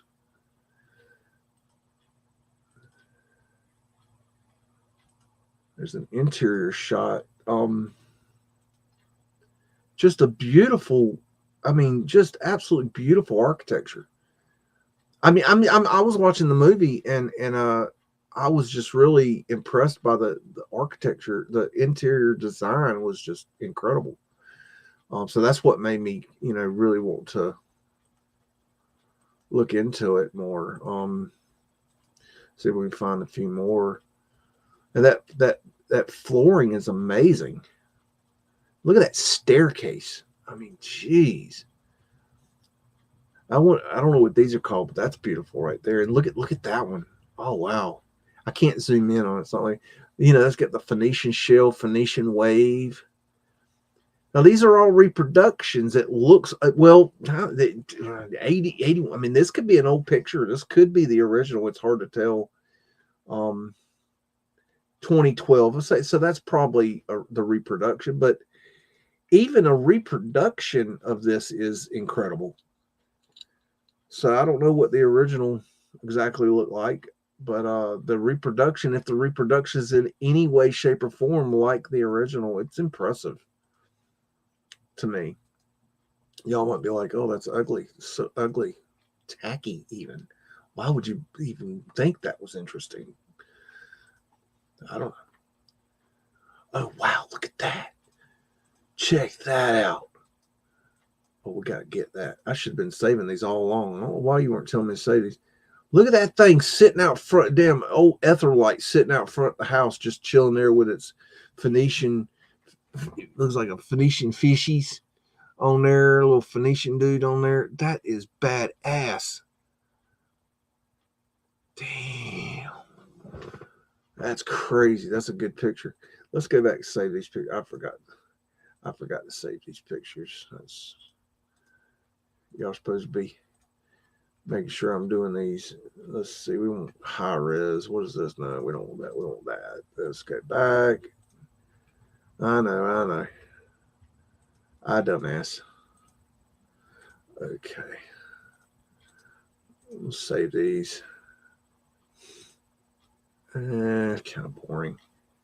That's kind of a weird picture. We'll save that one just because it's interesting. I like that one. Got that nice old lady just chilling out there. Got a picture of the fire. Take a picture of that. That might be interesting just for shits and giggles. It's like a newspaper article. Let's get that. Okay, what else we got? Oh, there's those lights again. Let me see if I can get. Let's check that out. There's those lights. Those are wicked. I wonder what those. I really don't think those lights are for the house. I bet those lights came from somewhere else. Because I don't see those lights going with that house at all. And look at the backyard of that. That's incredible. That's really impressive. Okay. Let's see if we got any other interesting photographs. Too low res. Ooh, there's another of that. Look at those lights. Those lights are just trip. Why do we have a stone ball sitting outside there? What's up with that? I think that might be about kind of the gistio of it. Sometimes you get into the search and it just doesn't. I think that's about the end of that one. Anyways, I just thought it was cool. Just something a little weird, little rabbit hole to go down. NPCs. Are y'all on board with NPC theories? There is right now, if I had to say, do I believe in NPCs? I have to say, there's one person that I know that fits that possibility, and they're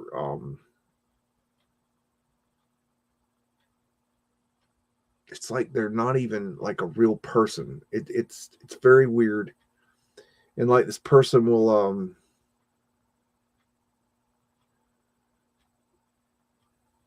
like they'll say, I don't like cheese. Okay, I'm thinking of an example. They'll say, I don't like cheese, right? I don't want cheese on anything. I don't like it. I don't want it. I don't want to buy it. I don't want it on my plate. I don't want it on my food. I don't want cheese, period. I hate cheese, right? And so let's say you're going to prepare a dish that would normally be prepared with cheese, like let's say a pizza. And you order a pizza, or you make a pizza. Let's say you make it. You flip it around, you make this pizza beautiful and everything. You put every topping known to man on this pizza except cheese. And you present the slice of pizza to this person, and they would look at that pizza and they'd say, I shit you not, where's the cheese? You'd say you don't like cheese, and you get mad if cheese is on your anything. And, we know not to. No, I love cheese. Wait, what? You love cheese? Why would you not put cheese on it? What's wrong with you? Where's the cheese? I love cheese. You know I love cheese. And you know good and damn well this person has said they don't like cheese. I'm not joking about this. And it's like you're watching the program of this person change live. And it's like this person is an NPC that their program is to, fuck with your head or something. I don't know. But it's possible. I don't know. And then that raises the question of, well, does the NPC have a soul? And that makes it even more complicated, because it's one thing to say this person is an NPC, they're soulless, and it's a whole nother thing. This person I'm even talking about has a child, and that child is not an NPC. This child is an amazing child and absolutely conscious. So then you have to, it's like, wait a minute. It's very, I don't know, I think where I'm at. What do y'all think? Y'all know some shit. I really don't know. I had a hard time with that theory when I first heard it, that because it's like, to me, it's basically saying a person is soulless, and maybe that's wrong. Maybe I'm looking at that wrong, but it seems to me like you're talking about a soulless person, and then it's like, well, how can you have a soulless person? I don't know.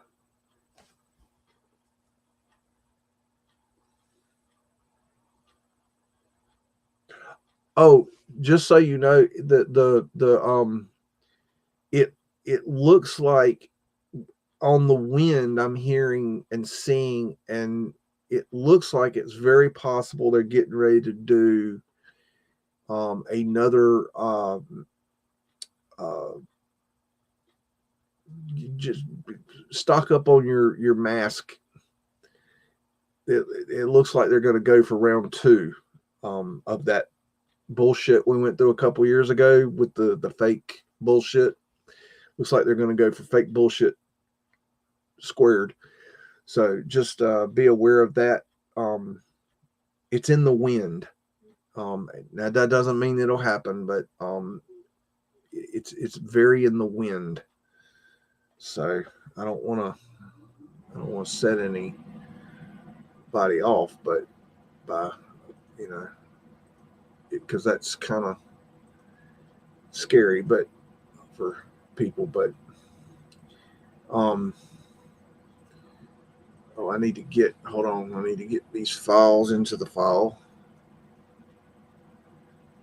I didn't post any files from the last shows. I don't think we ever got anything done. I think we just jibber jawed. Y'all jibber jawed. I just listened the whole time. I had nothing to say. What's up, Steps? NPCs don't have an internal monologue. Some have the potential to find it. How many blocks are there in the author of man?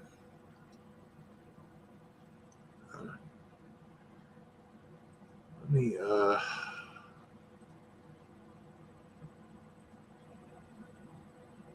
what in the world's this? Okay, oh, this was a weird thing. Let's go look at this. I don't have any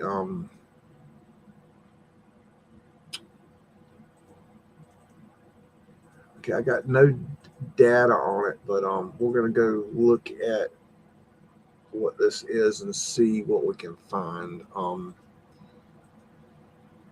It's called the Forest Theater in Chapel Hill, North Carolina. Let me share a screen with you. And that's that. The Forest Theater in, okay, this is a stone theater that's in Chapel Hill, North Carolina, and I'd never heard of it, and I have been within 100 feet of it. I don't know how many times, and I'd never heard of this place, and it just struck me as something kind of weird. Forest Theater. It's got these towers. That's a nice image. Save that one. It's got these towers on the sides of it. And it also reminds me of a theater in Raleigh, North Carolina. It's very similar. I might show you that. But matter of fact, it's minus these towers. It's very similar.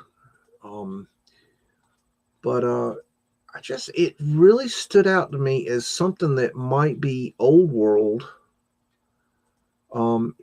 Even though there's history of it and all that good happy hoopla. Let me look up well,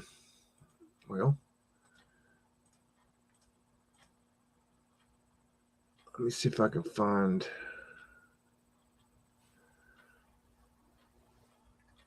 There's probably not much.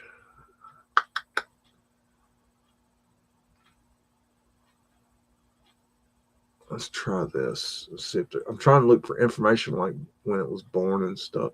It's on 123 South Boundary Street, Chapel Hill. This is real near the college. If you know anything about Chapel Hill. Open air hillside amphitheater built amidst the trees. Outdoor drama was first performed here in Chapel Hill's Battle Park in 1916 to celebrate the 300th anniversary of Shakespeare's death. Well, that sounds like horse shit. University and community groups continue to perform here in the warmer months. Woodland trails into the 93-acre Battle Park start here. Home of the summer paper hand puppet. Who cares? Okay, so that didn't really tell me much.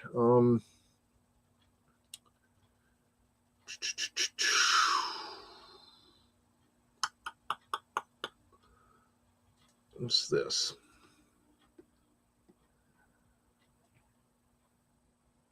History. Where is the history? Do you know your history? Okay.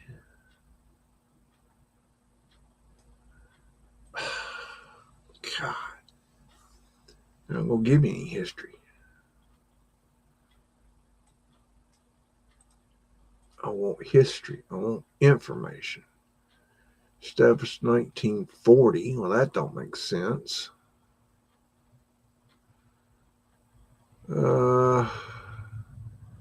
1919.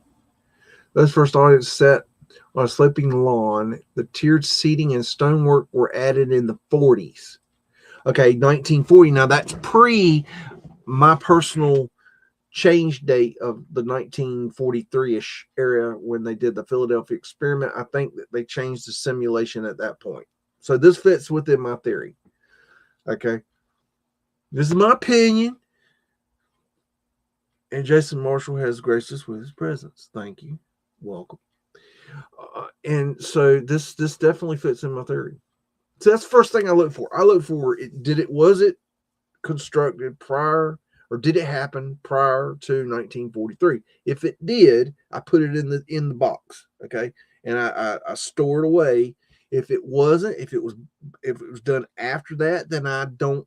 That's not that I don't need that. I ignore past that. It's not important to my research for, when it was built, who built it, all that shit. So we'll just take a picture of that. Take a full page, download that son bitch. And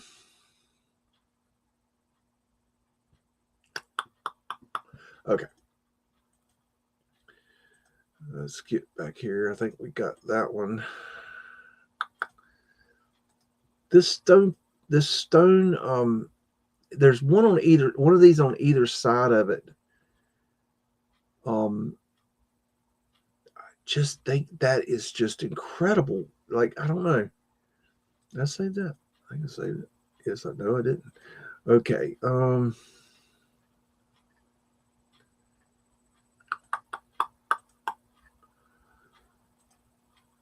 That's the other side. That's not a very good picture, is it? That's all right. Oh, well, I want it anyway, so kiss my ass. Okay. That's pretty cool right there. There are, look at that closer. I've got this area up here. This also reminds me, and I think it's a lot different, but Unto These Hills, if you've ever been to the Unto These Hills show. I'm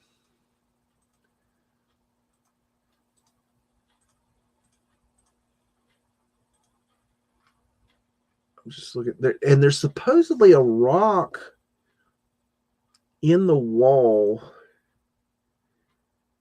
That's creepy. Oh, good grief. There's supposedly a rock in the wall, and I forgot the history behind it. It was shoot. Let me see if I don't see any pictures of it. And I think it's this rock right here.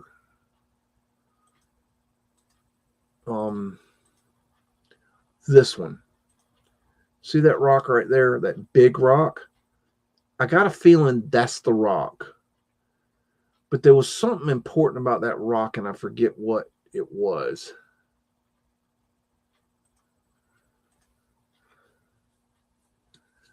I don't know. It's weird. It's just really weird. And I don't know what it is about it that's really standing out to me. Other than, like, why have I never heard of this? That's kind of weird to me, even though, I mean, it's not. I mean, I also recently found out there's a freaking castle in Chapel Hill that I never heard about. There's that other tower. I think it's a pretty impressive structure. But could we have built this? Yes. Yes, we could. Is it possible that we actually did build this? Yes. But here's the something. Let's look at, while we're farting around in this neighborhood, let's look what is called Theater in the Park. Oh. Ah. Oh, God. I'm tired. Okay. Okay, that's not what I'm looking for. Okay, it's not called that. What's it called? Shit. That's it right there, but that's not it. Okay. This is a building I'm not ready to show you yet. That'll be in my Raleigh research. We'll get there eventually when I get my head out of this. What the hell is it? I got it. Rose Garden, Raleigh. Okay. Maps. Bada bing, bada boom. Okay. Now, this is in Raleigh, North Carolina. This is about 30 miles away from the site we were looking at a minute ago. And there is this theater here. They're calling it the Raleigh Little Theater. That's what I meant to type in. That's right. Okay, this is the Raleigh Little Theater. This spot is on my sus list for Raleigh as being an old world facility. Now, let's drop down into the middle of this sucker and see what it looks like compared to the one we just looked at. 30 miles away.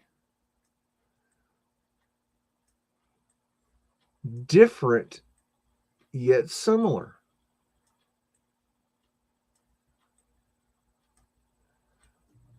And this has been, I don't remember when they say this was built, but that this was, it definitely is before 43. But this has that same feel to it to me. I remember there being a wall back here, but I don't know if that's correct or not. But let's go back. I just was wanting to show you. That's going to be in my Raleigh research. I'm not ready to give you that yet. That's just a tease. I'm a research tease. So y'all have just been teased. But anyways, okay. So this is the theater, and then if we go down these little spots, we can look around a little bit. Why did that not go in?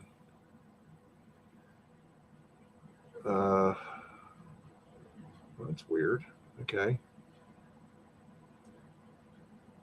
Huh. Okay, wait a minute. What the hell's going on here? These worked the last time I did this, and now they're not working. Okay, here we go. Well, maybe not. Yes, no, yes. What's your problem? You will respect my Tartaria. What's wrong with this stupid thing? I don't know what's going on here. Okie dokie, you're just being a jackhole. Okay, what is going on? All right, bear with me, folks.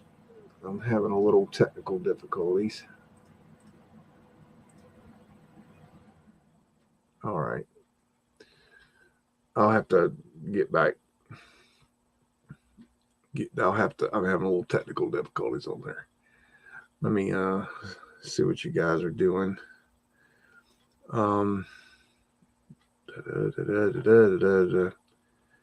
It's the same thing like the Colosseum in Rome.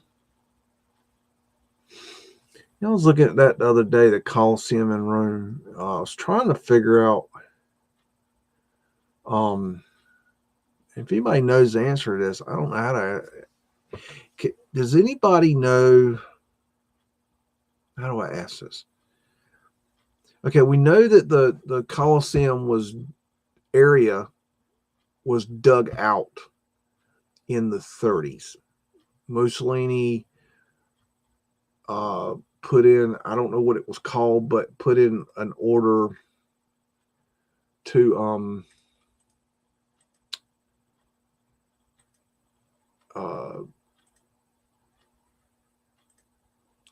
if anybody knows what the name of this was called, he put it in order to dig out the city of Rome. And so the citizens and there's film of this. I have the film. It's copyrighted. That's why I don't ever show it very much. I'm strategic about how I use it. But they dug it out. They dug out Rome. And what I'm trying to ask is, if anybody knows the answer to this, is if we know they dug out the Colosseum, I want to know like how much of the Colosseum was actually like what we see today. I want to know the comparison between what we see today and what it was before they dug it out. I want to know how many levels did they dig out? How much dirt did they dig out around the Colosseum? I'd like to see a comparison photograph of that. And I haven't really found exactly the information that I'm looking for. I look for some weird shit, y'all. Dude, y'all, okay. Let me see how much, what I got. Okay, I'll tell you a little bit. Y'all, I got all kinds of little secret projects I'm working on. Okay, I can't tell you all my goodies. I can't give it all to you. See, I'm trying to find evidence of mud flood in new ways that are not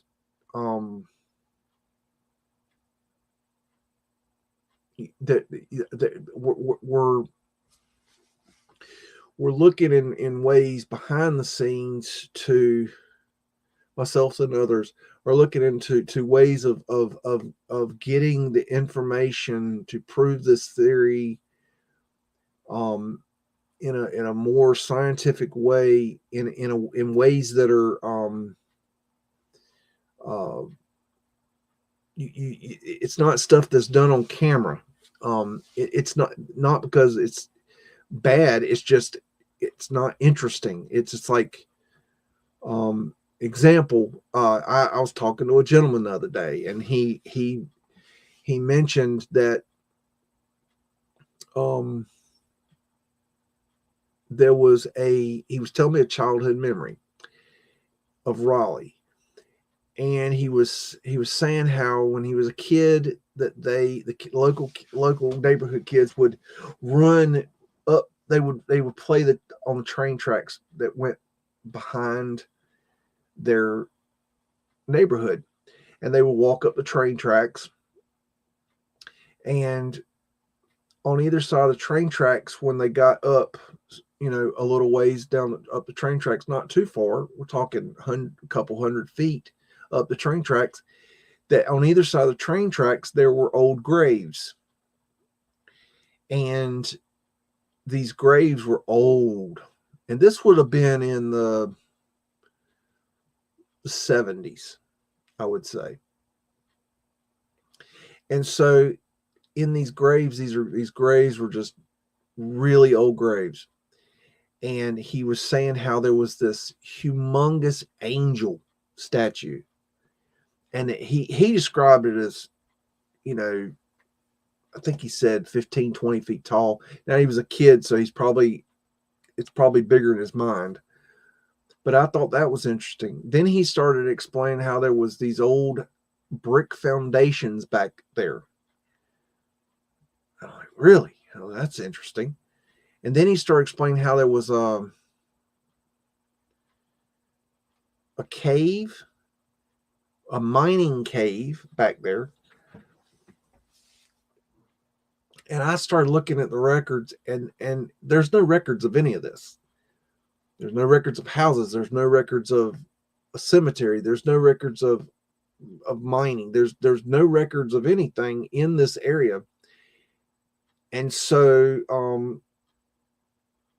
we're sending a videographer out there to go get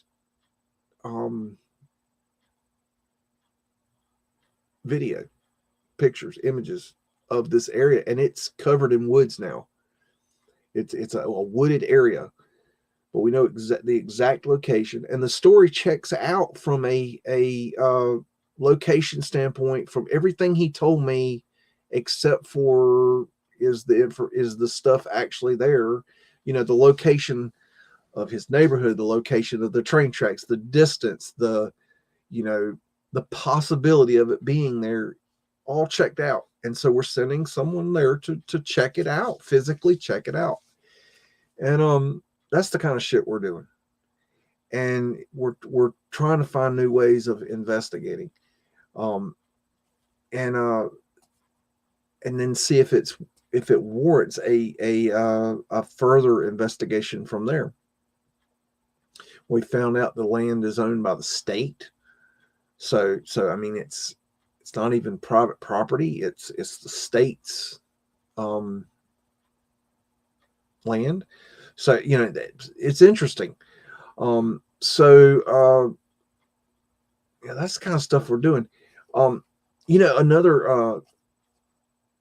Let me see what was it? Hold. Wait a minute. I think I got my thingy. I think I got my doodad working here. Let me share. Let's finish out what we're talking about before. Okay. All right. So this is the theater, Forest Theater in Chapel Hill, and I think we're gonna try this again. Let's drop there. Yeah, it's working now. Okay, so this is these are those stone towers. And I guess they would say that these are lighting towers. But, this is interesting that this was built in, what was it, I'm trying to go memory, 1919? Okay, but then they're saying this was built in the stone part was built in 1940. And I guess that makes sense for stage lighting. I guess they would have had spotlights in 1940. Yeah, I guess that would I'm thinking out loud here.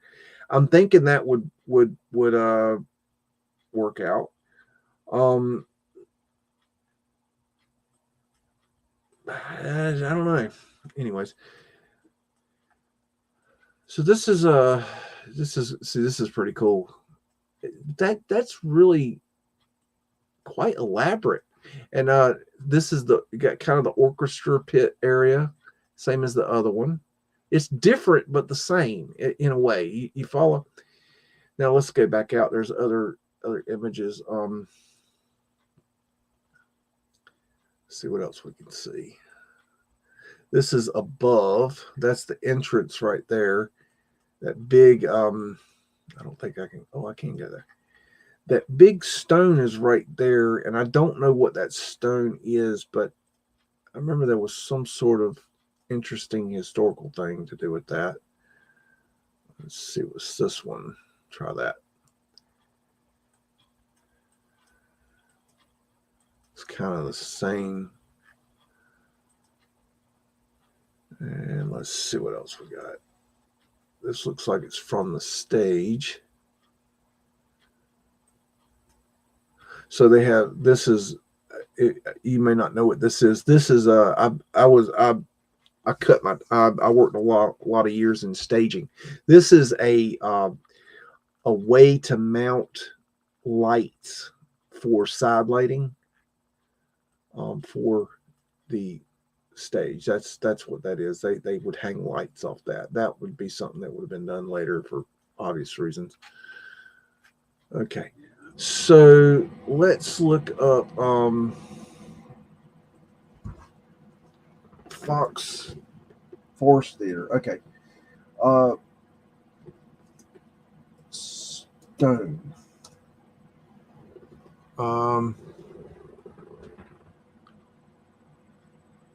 Say the stones were quarried from nearby. Let's just see what else we can find. Oh yeah, this is a story. I think this is where I saw this. I got this idea from. I was checking this. There's a nice little gal that does hidden history in Raleigh. Of course, she only does surface level hidden history in Raleigh, but I keep an eye on her because you never know what somebody's going to come up with. And she came up with this, and she did a little, thing on it. She's not the best, she doesn't do the best. She doesn't do deep dive research, but she does show some neat stuff from time to time. So I keep an eye on somebody like that. Nestled in the woods, just around the corner from the historic Giggle. This is the castle I was telling you about. That's something I learned about recently. I've been trying to get.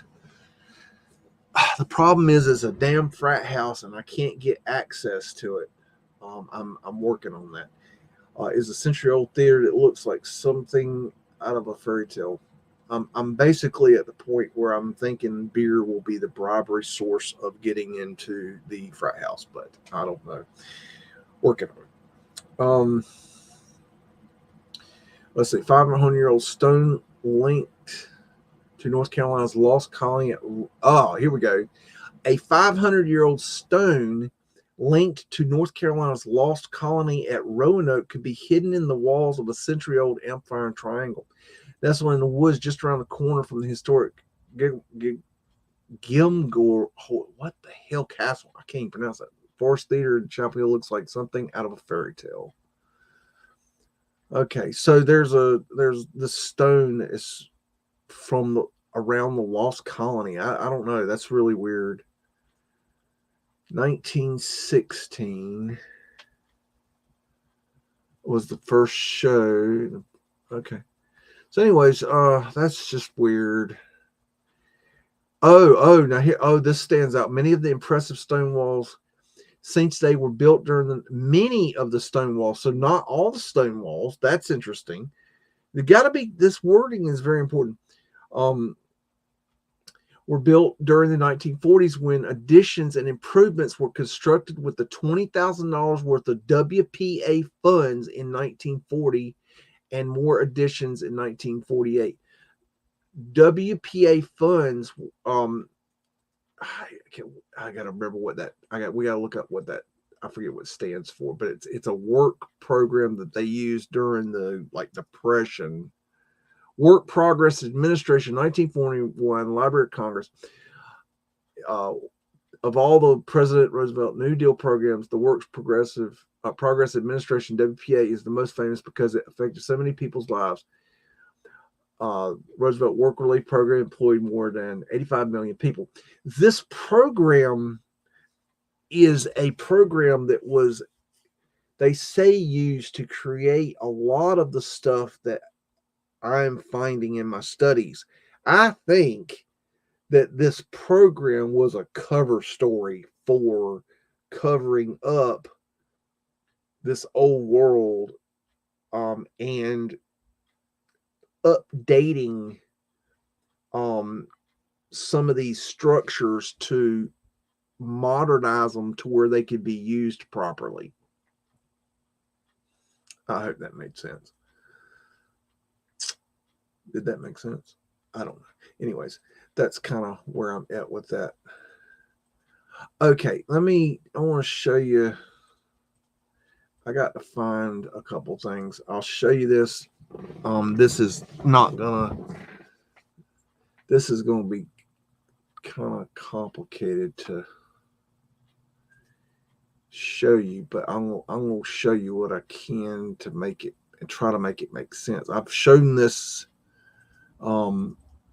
map a few times on my channel through the years, but it's I found some interesting stuff recently that is pertaining to this map. So I gotta find it. Oh, here we go. Okay, so we got that, and then let me find, bear with the bigs. Is this it? Yes. Okay. Now, let me show you the map first, so you know what the F I'm talking about. This is a map that was confiscated off a Confederate soldier when Sherman entered Raleigh, North Carolina during the Civil War. And this is actually which I find very interesting, a copy of the map. I think that's very telling. But it has a lot of information right here. Map of the rebel lines at Raleigh, North Carolina. evacuated April 13th, 1865, upon the approach of the army commanded by Major General W.T. Sherman, USA. That's General Sherman, reduced under the directions of Captain O.M. Poe, Corps of Engineers. Okay, this is an important sentence. Then Brigadier General USA and Chief Engineer something Miss. I don't know what that means. Captured from rebel map. Okay, from captured rebel map. So, from captured rebel map, meaning that this isn't the original map. This is a copy of an original map. Now, where did the original map go? I don't know. Now, this is interesting. Now, I'll give you a little bit of history here. In a nutshell, when Sherman was marching towards Raleigh, North Carolina during the Civil War, and he was under the campaign of just burn it all down, and he was burning all the cities down, which I think that was a campaign to destroy old world buildings, my opinion. And he was coming towards Raleigh.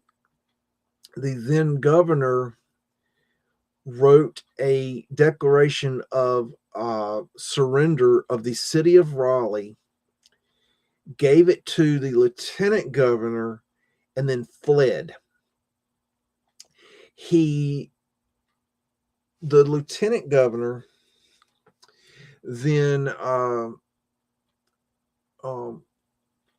gave they made a deal with General Sherman not to destroy the city of Raleigh if they would surrender. That was the deal. And so they didn't destroy Raleigh. Now, this is the official story. Now, what this map shows is what are called breastworks. And breastworks are fortifications that are made. They basically start digging a trench, and as they dig the trench, they pile the dirt to one side, and they dig until that trench is, when they're standing in the trench, that the top of the dirt pile is breast high. Then on top of that, they place from every so often rocks, and then on top of that, they place a log. And what that does is it gives them supposedly a way to fire through, in between the breastwork and the log, a way to fire their rifle. And it's a very cheap way to build a fortification. Now, I know this is long. Deal with it. So, what you're looking at here is, and we'll go into much more detail on this when I get to my Raleigh research, whenever I decide to grace y'all with the monstrosity of that. 1865. Now, this is the insane asylum here, which I'm working on getting in there. That's all I can say.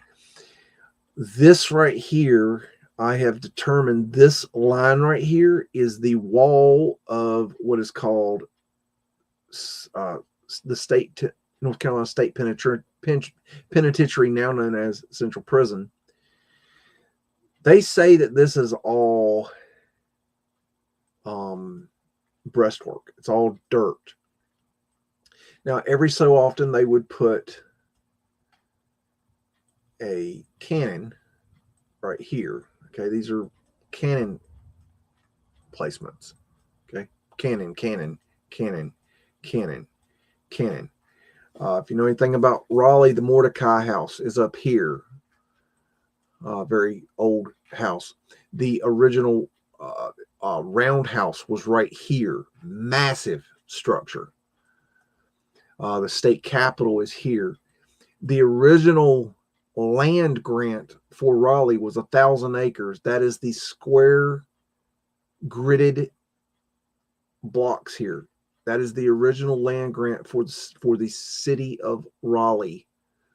The owner of the land lived over here. He lived, let me get my bearings, Joel Lane. He lived right here. This was his property. They later picked his house up and moved it over here.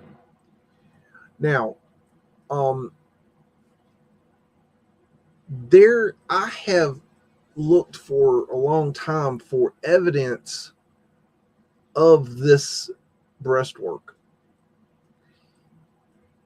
The story says that they started it, I believe, in 1861 or 63. I can't remember exactly.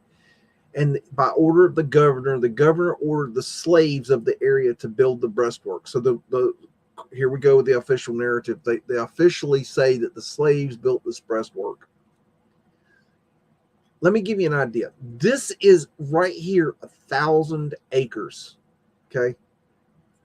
This was the original land grant. The Joel Lane supposedly sold it, basically donated it to the city of Raleigh, the state of North Carolina. Well, the state of North Carolina to build the city of Raleigh. Okay. This is the official story. So my point is, this is 1,000 acres. Okay.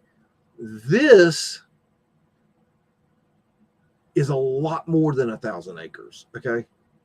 This is a lot of area. This is a long ass fortification.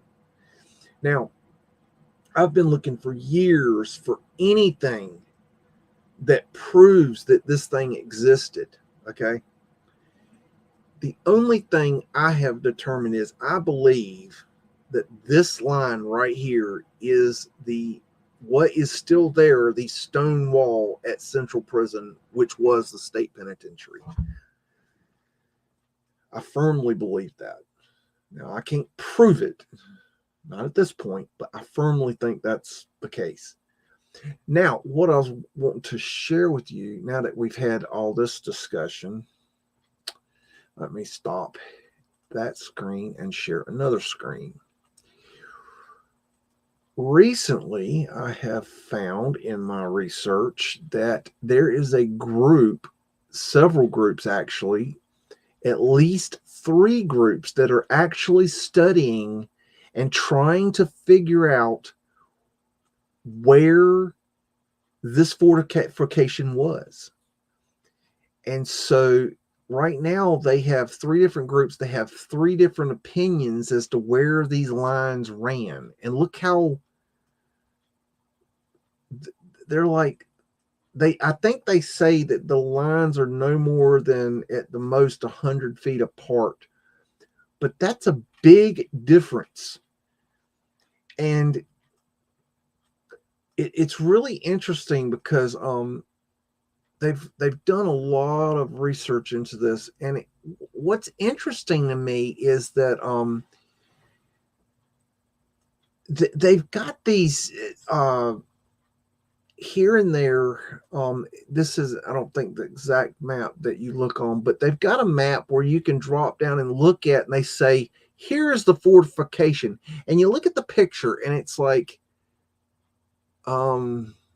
where? Like, I'm not seeing it. And one of them that really stood out to me, let's look at Raleigh. And, oh goodness, let me get my bearings. Okay, there is one of these lines I gotta get my road here. Here we go. One of these lines right here, supposedly one of these lines ran right through this area here.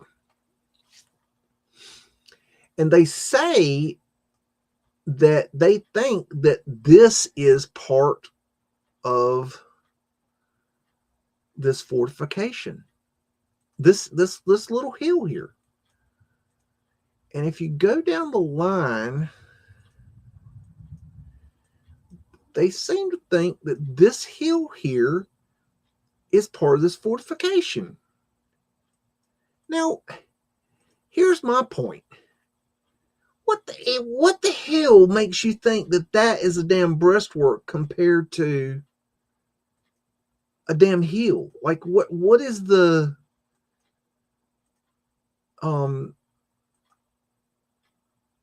like, what is the justification that that is correct? I don't where's the evidence? Okay, this is what's frustrating to me, is because there's let me give you an example. Let me find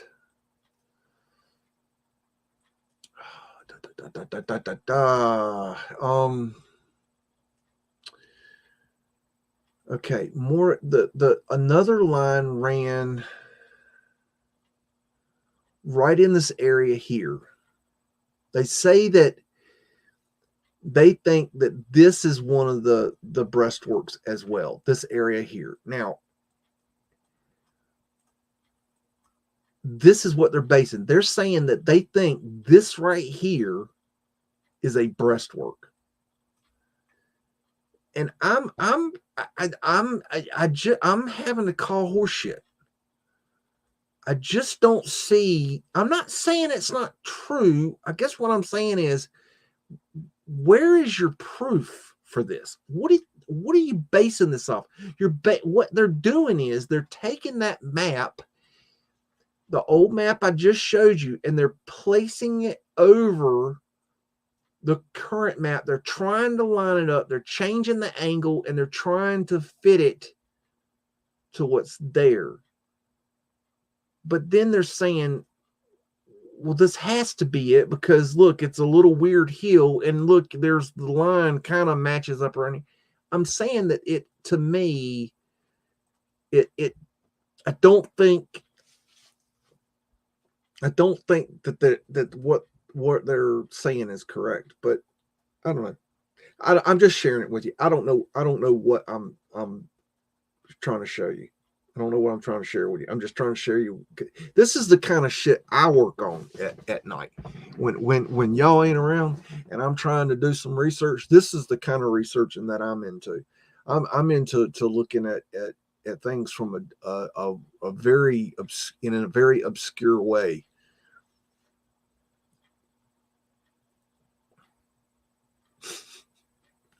I know you're like, what the fuck? This is crazy. No, seriously, this is the kind of shit that I look into when I research. I look into, I've looked at enough Mudflood windows to know, okay, something ain't right. I've looked at, enough freaking old world maps, okay, fine. But I want to go into a deeper understanding of how can we trace this. There's got to be evidence left somewhere. They have forgotten to hide something somewhere, and I'm trying to look. I'm taking the telescope, I'm flipping it around, and I'm looking down the other end, trying to see how it's possible that we can find a way to see how this happened, what happened, in a different way. That's what I'm trying to do. I don't know if that helps anybody, but oh, good Lord. Did you see about how Jason pointed out there are no automobiles in 1906 San Francisco quake in the video that was taken a couple days after the quake. It's tripping me out.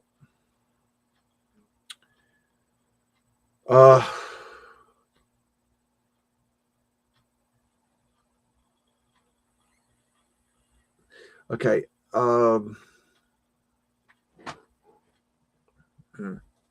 No, I didn't see that, but I'm just thinking about it. It's I tell you what I know from my research is that the cars that you saw on the film A Trip Down Market Street, the cinematographer brought those cars in and paid the drivers to drive in and out of shot. Okay, those cars were brought into San Francisco to make that film. I don't know if that helps you with the question.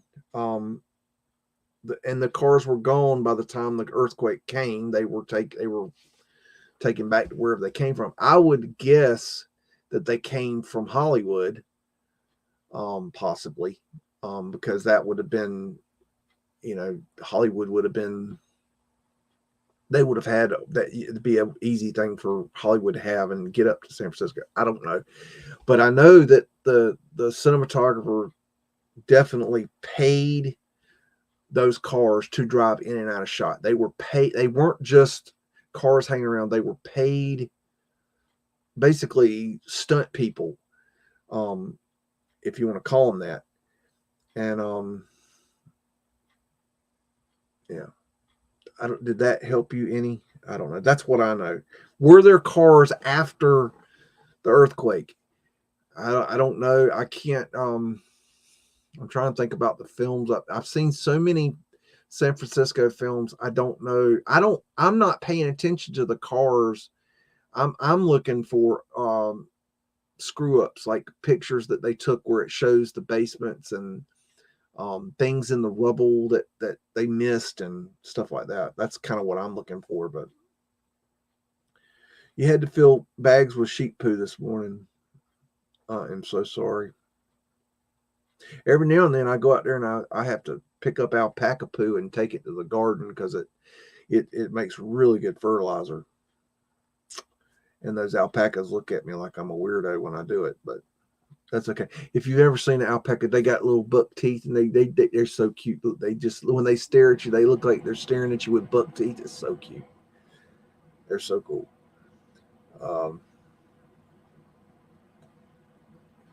That Trip Down Market Street film is now, I had questions about I've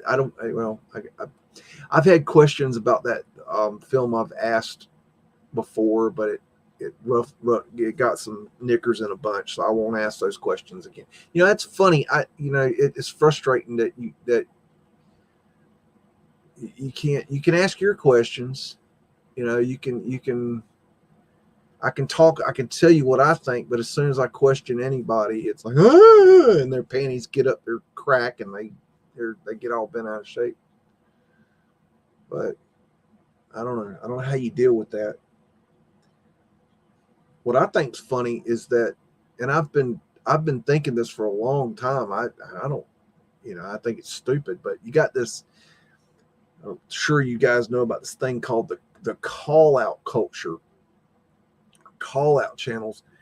I've been thinking for a long time, and I've talked to people behind the scenes about this, about how these call out channels are eventually going to start calling each other out, and that's starting to happen now, which I think is hilarious because it's like, the pot calling the kettle black, and now the pot's going, the kettle's going to call the pot black. I mean, it's ridiculous.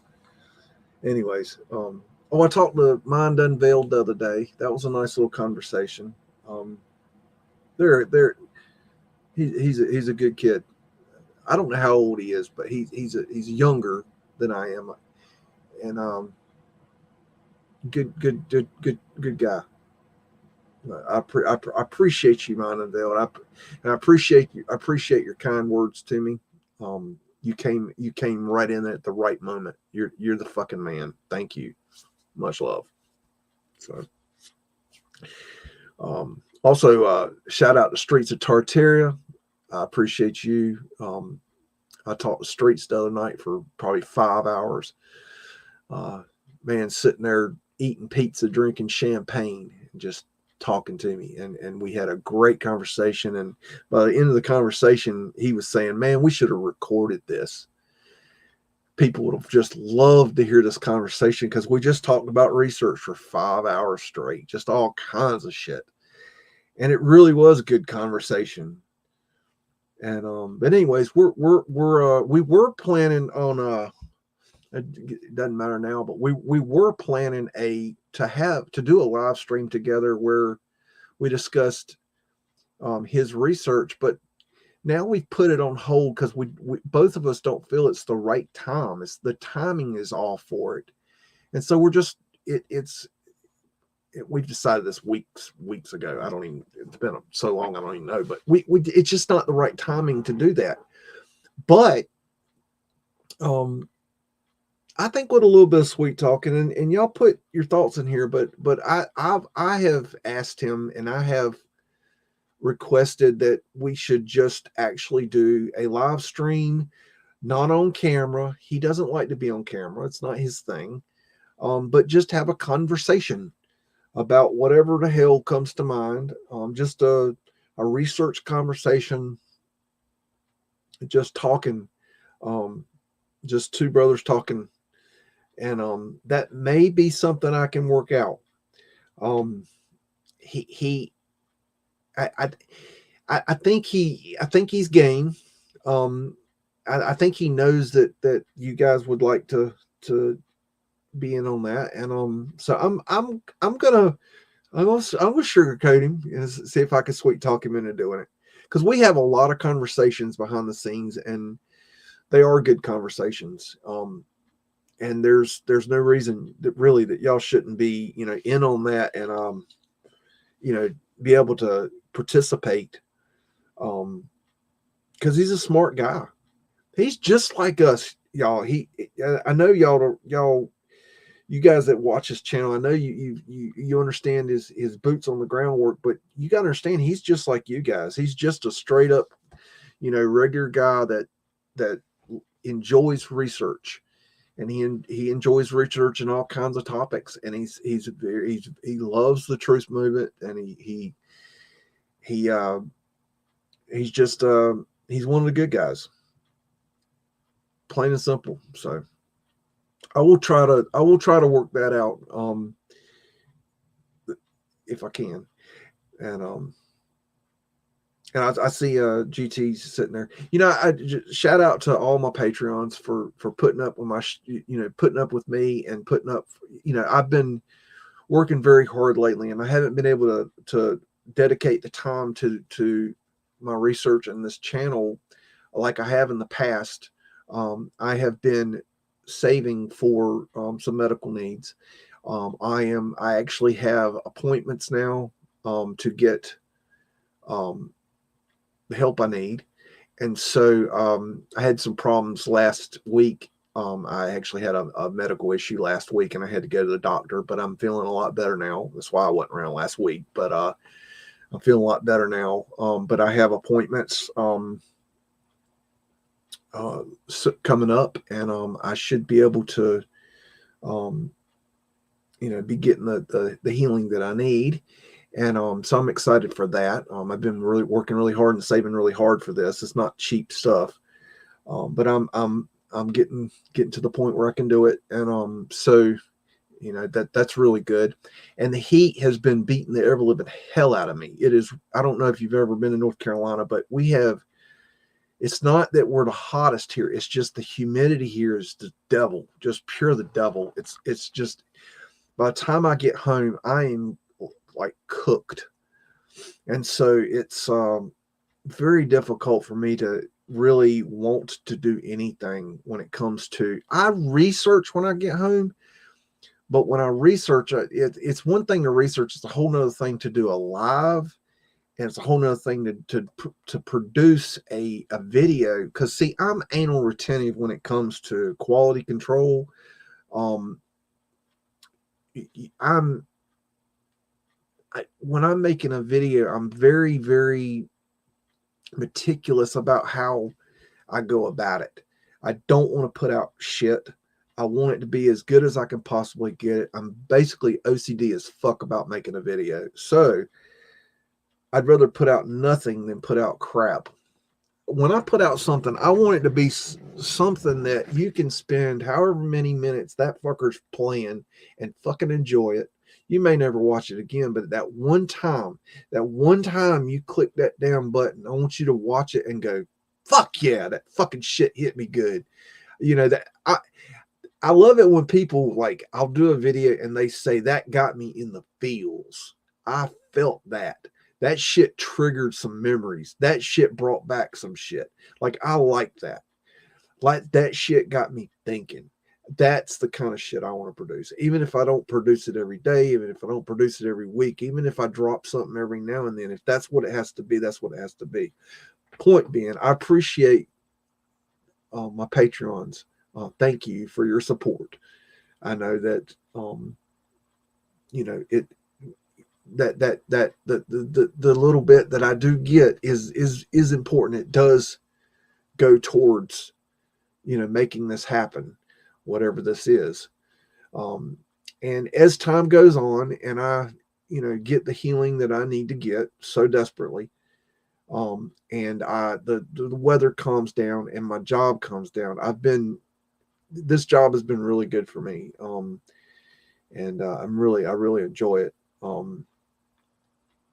I get to create shit every day.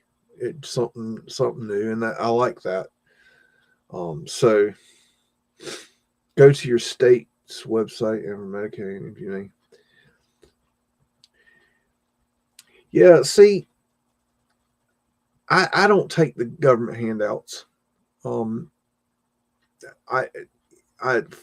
fuck the government.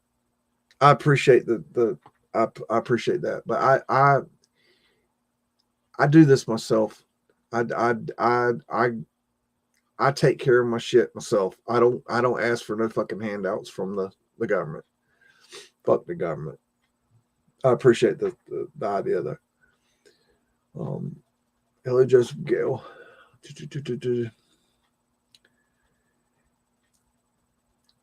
Yeah, I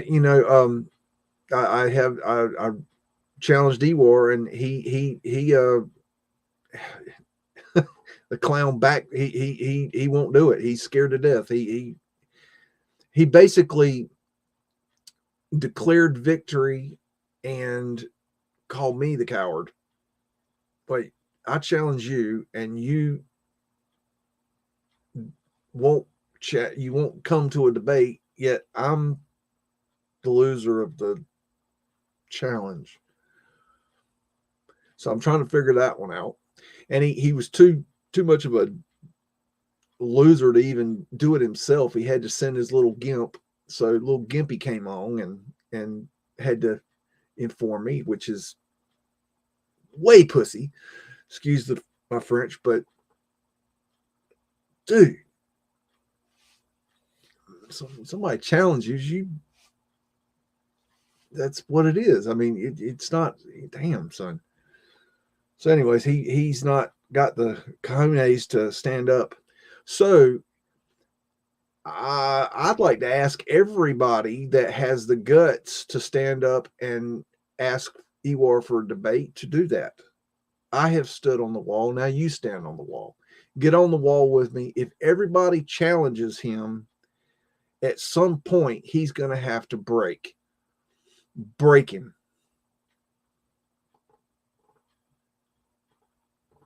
Let's do it.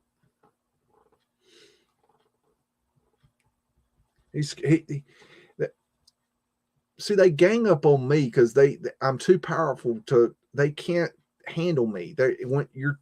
When a group attacks you as a group, they have to do that because you're too powerful for them.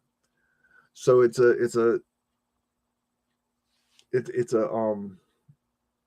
tells me something. when y'all got to gang up on me, and believe me, yeah, if y'all knew the shit that goes on behind the scenes, if y'all fucking knew, y'all would be like, what the fuck? Like, you wouldn't believe if I put out everything that I have on what goes on behind the scenes, it would blow your fucking minds, people. The shadiness shit that goes on behind the scenes. See, I don't tell all I know, but I record it. I know, and y'all just don't know. Y'all don't want to know. But there's some shady ass son of bitches in this community. You just don't even know how bad it is. But I do. But that is the way it is. What's going on with Q? Messy on Q. Okay, let's see. Y'all have any questions? I think I'm going to be cashing out here. It's about time for me to go watch some Oak Island. I'm an Oak Island addict. I'm getting about done with season 6. No, they can't reply. They blah blah blah blah blah. You know, and you know, then you go back at them and they no, you know, nothing. They'll clap back bullshit at you, but it's you know, it's like a that's what they sound like. Sound like a freaking, you know, a seal flapping its you know, that's what they sound like. It's fucking ridiculous.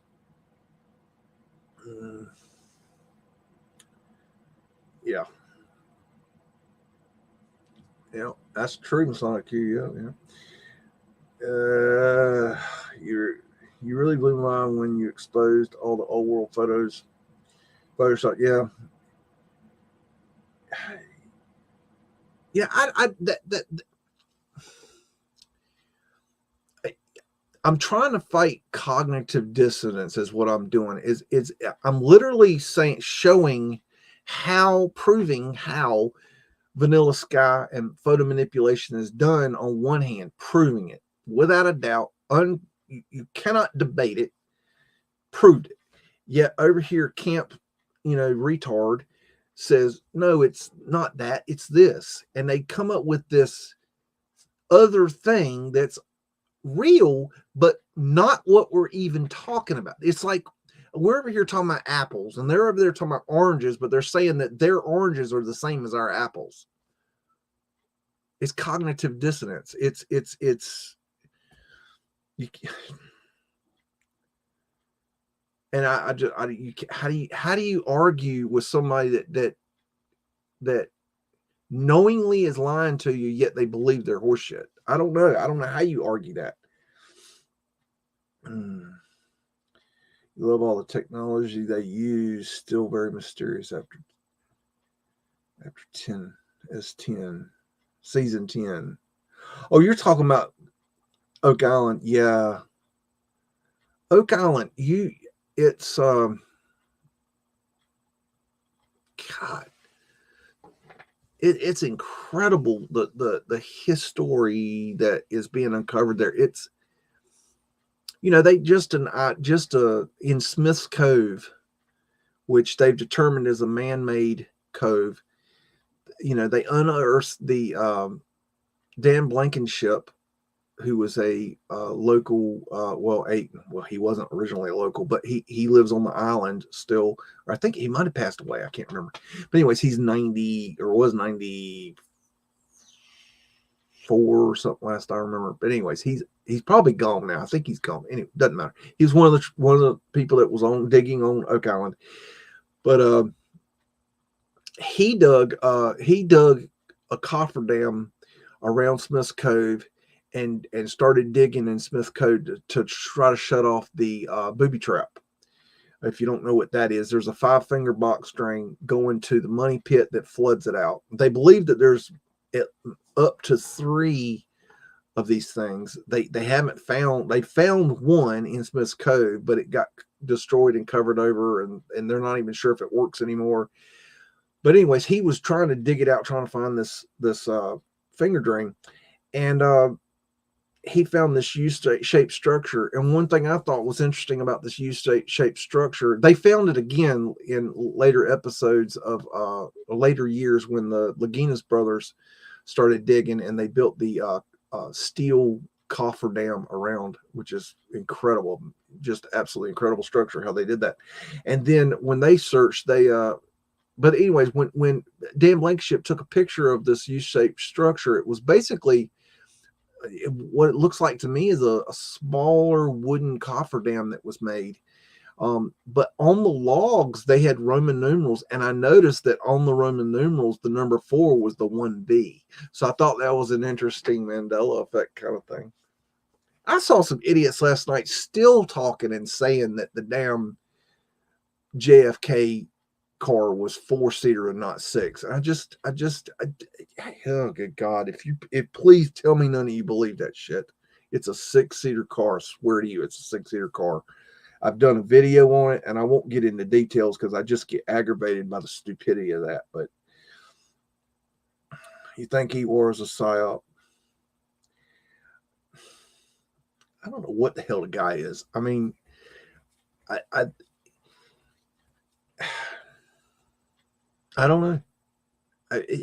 For all I know, he's a 10-year-old kid sitting in his mama's basement, with one hand on his pecker and another hand on the keyboard. I don't know. How the hell do you know who you're talking to, who is giving you this information when you can't see their face? I don't care what the man's, real name is. I don't care about his personal information, but I do care to see the whites of a man's eyes that's fucking with me. I do care about that. I think I think if you're gonna toe up to a person and just talk smack about them, I think you should have the respect to say it to their face and not behind the icon. If I did this to you guys all the time and just sit here and said, you pieces of shit believing in Tartaria, you're so stupid. Oh my goodness, Mudflood, are you fucking stupid? Oh, you idiots. Oh, the Tartarian hypothesis. Oh, you idiots. Oh, why would you Tartaria? Oh, you Tartars. Oh, you're such assholes. Oh, you da. You don't know who I am. I'm behind the icon. Fuck you, dickheads.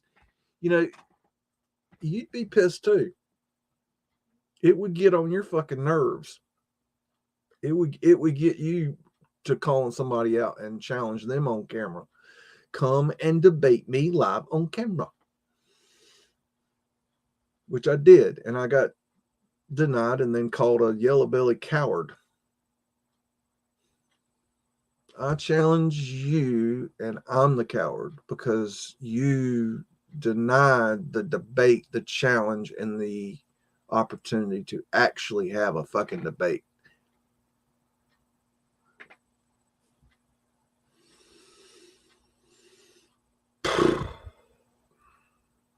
I don't know.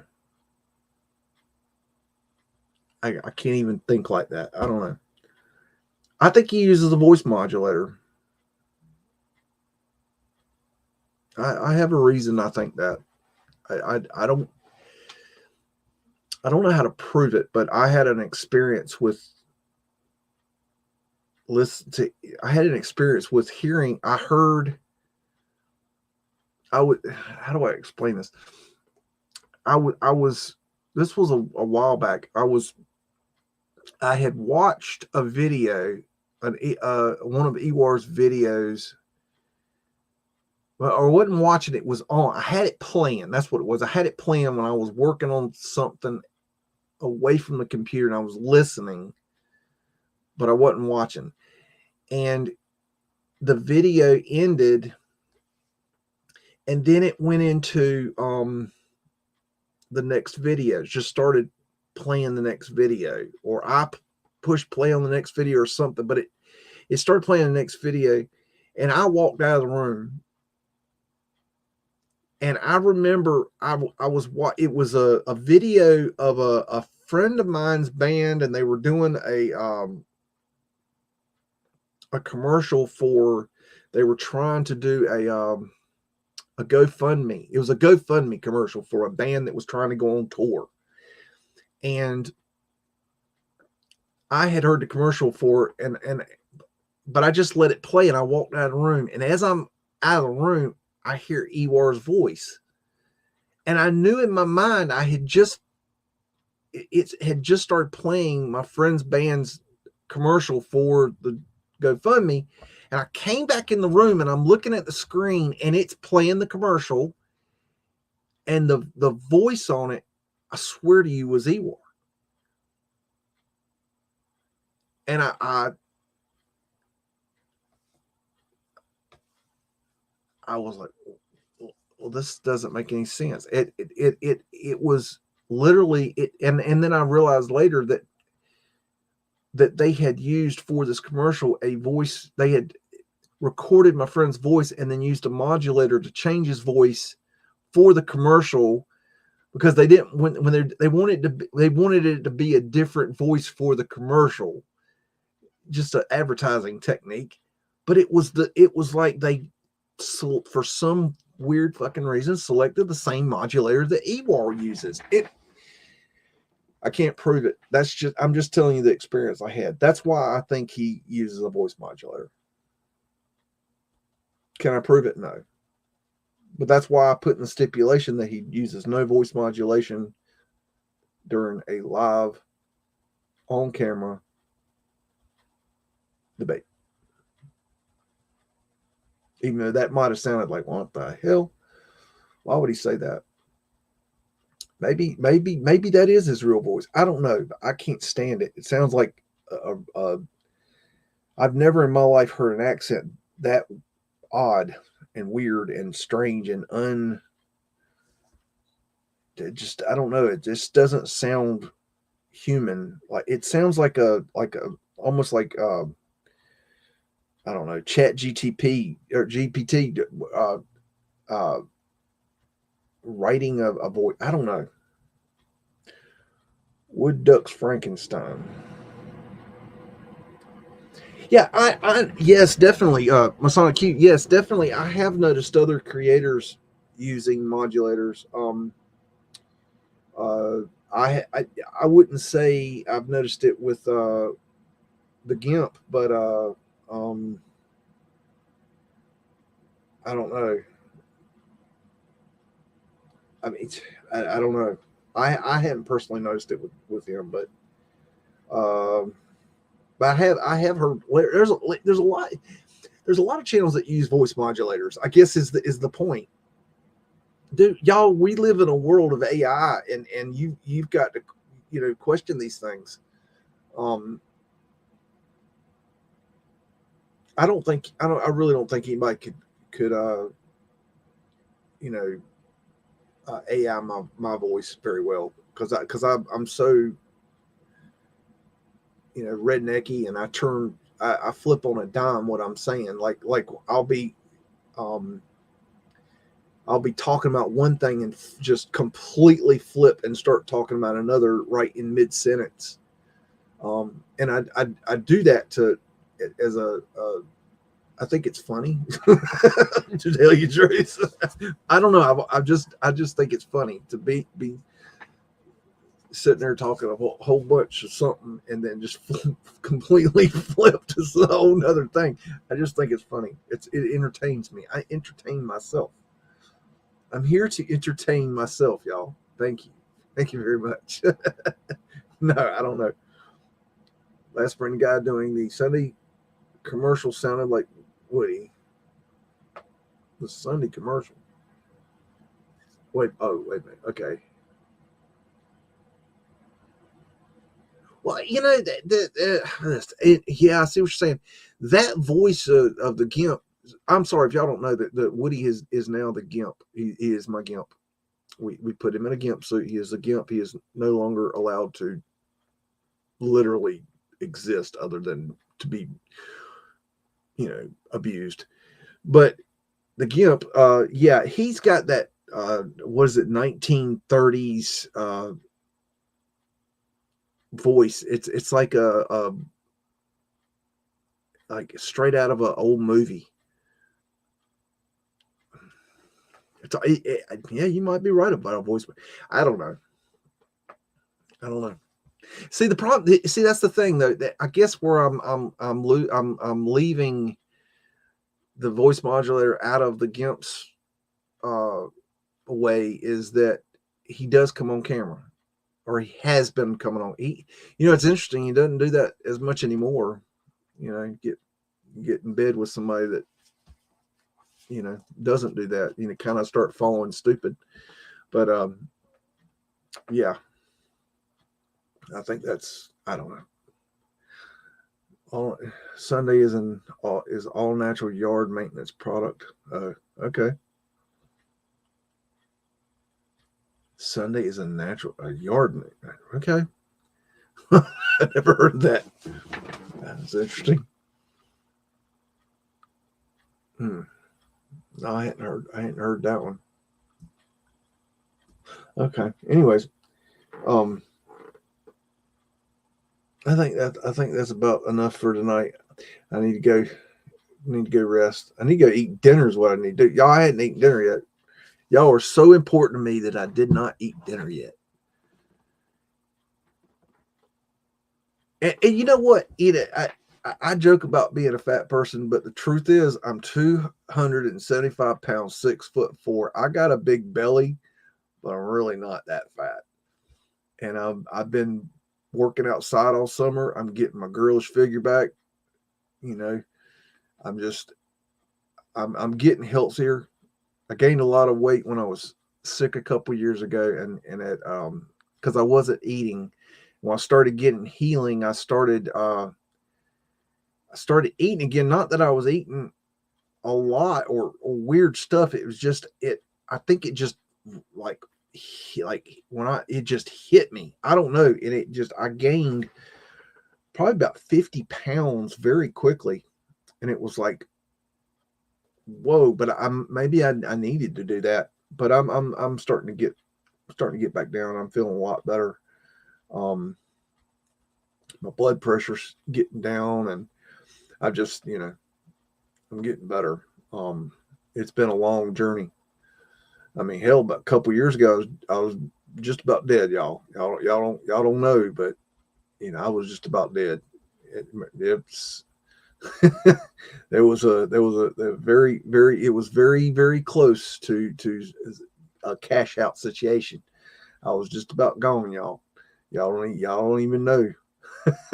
y'all don't know. But the universe helped me out, and sent me people to help, and that's what the universe does. When the universe will help you. That you ask the universe for help, and the universe will help you, even if you know it's not possible. That there's no possible way. I shit you not. If you will trust the universe will provide you, you will see things happen that will blow your freaking mind. The universe is capable of anything. I don't care what it is. No matter the obstacle, the universe has its ways. The universe will align the molecules of this world to suit your needs. If you believe that the universe can help you, that the universe will answer your prayers, your ask, believe, receive. Ask whatever. Ask the universe. Ask God. Ask the Creator. You have to ask Jesus, but please leave Jesus. Poor Jesus out of this. Poor Jesus didn't have nothing to do with this. But ask. That's the hardest thing to do for a lot of people, is just ask. That was hard for me, just to ask. Okay? Ask. Believe. When you ask, believe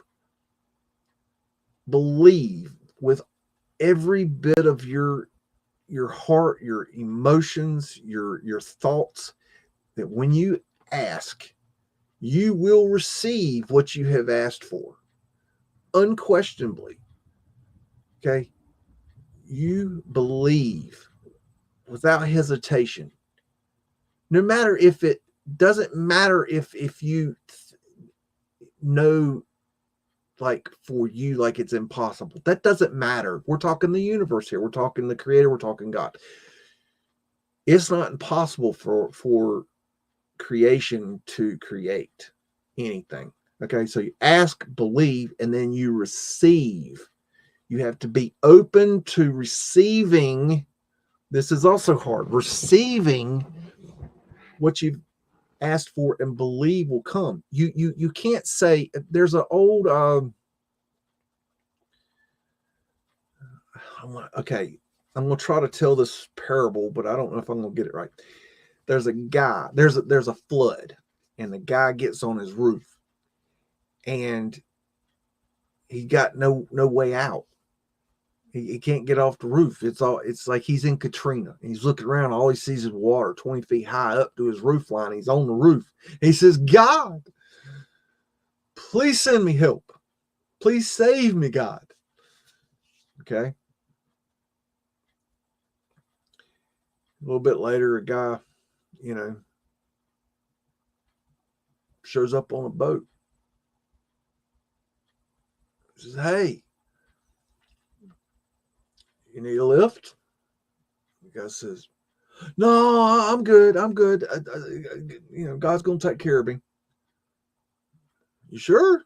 Yeah. And guy motors on down. He goes and helps somebody else. And, a little bit later, a guy comes buying a big truck, big old wheels coming through the water, some kind of big truck. Imagine a big truck that has big wheels that are 20 feet tall. I know, like I said, I'm going to fuck the story up. Just imagination.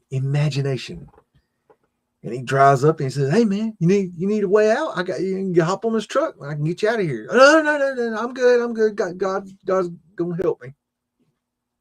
I asked God, I believe God will help me. Okay, well, I got other people to help. So he, rides on down through the water and goes to help some other people. Then a little bit later, a helicopter comes around and drops down a guy on a line. He says, hop on, sir. We'll get you to safety. No. God's going to protect me. God's going to help me. I've asked God. God's going to help me. You go help somebody else. I'll be all right. God's got me. Okay, sir. Well, we can't hang here all day. We're in a helicopter. We're going to run out of fuel. We got to, go help somebody, who's going to actually get on the line and come up and let us, help them out. But okay, you don't want help. We can't stick around all day. So good luck, sir. And he flies off. Anyways, going forward, the guy dies of heat exhaustion, laying up on the roof, no water.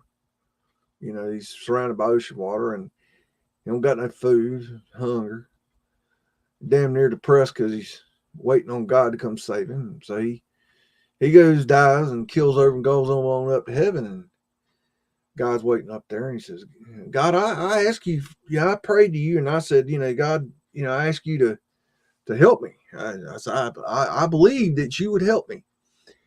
And God said, well, I sent you a boat and a truck and a helicopter, and you didn't, take the help that was provided for you.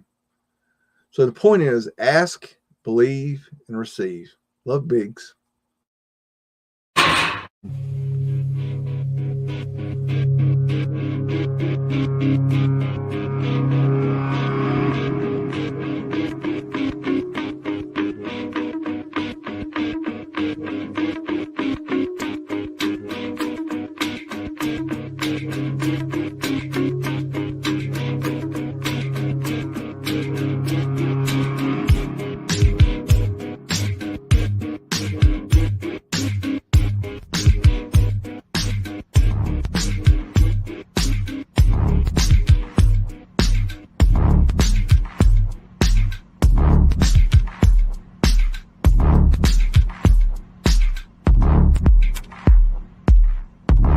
Say woof again! Say woof again! I've got one that can see. It's a mystery!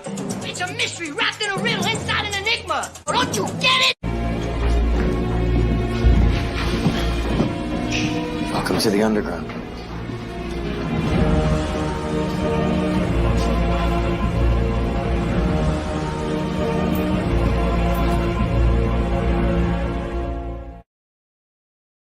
This is my kung fu, and it is strong. See you later. I talk and I can see it in their faces. People think I'm a lunatic. Are you like a crazy person? What you just said is one of the most insanely idiotic things I have ever heard. At no point in your rambling were you even close to anything that could be considered a rational thought. Everyone is now dumber for having listened to it. God have mercy on your soul. It's very nice. On a scale from 1 to 10, my friend, you're fucked. Now how do you like them apples? Oh, please, no. Don't let Mudflooders be flat earthers as well. Please.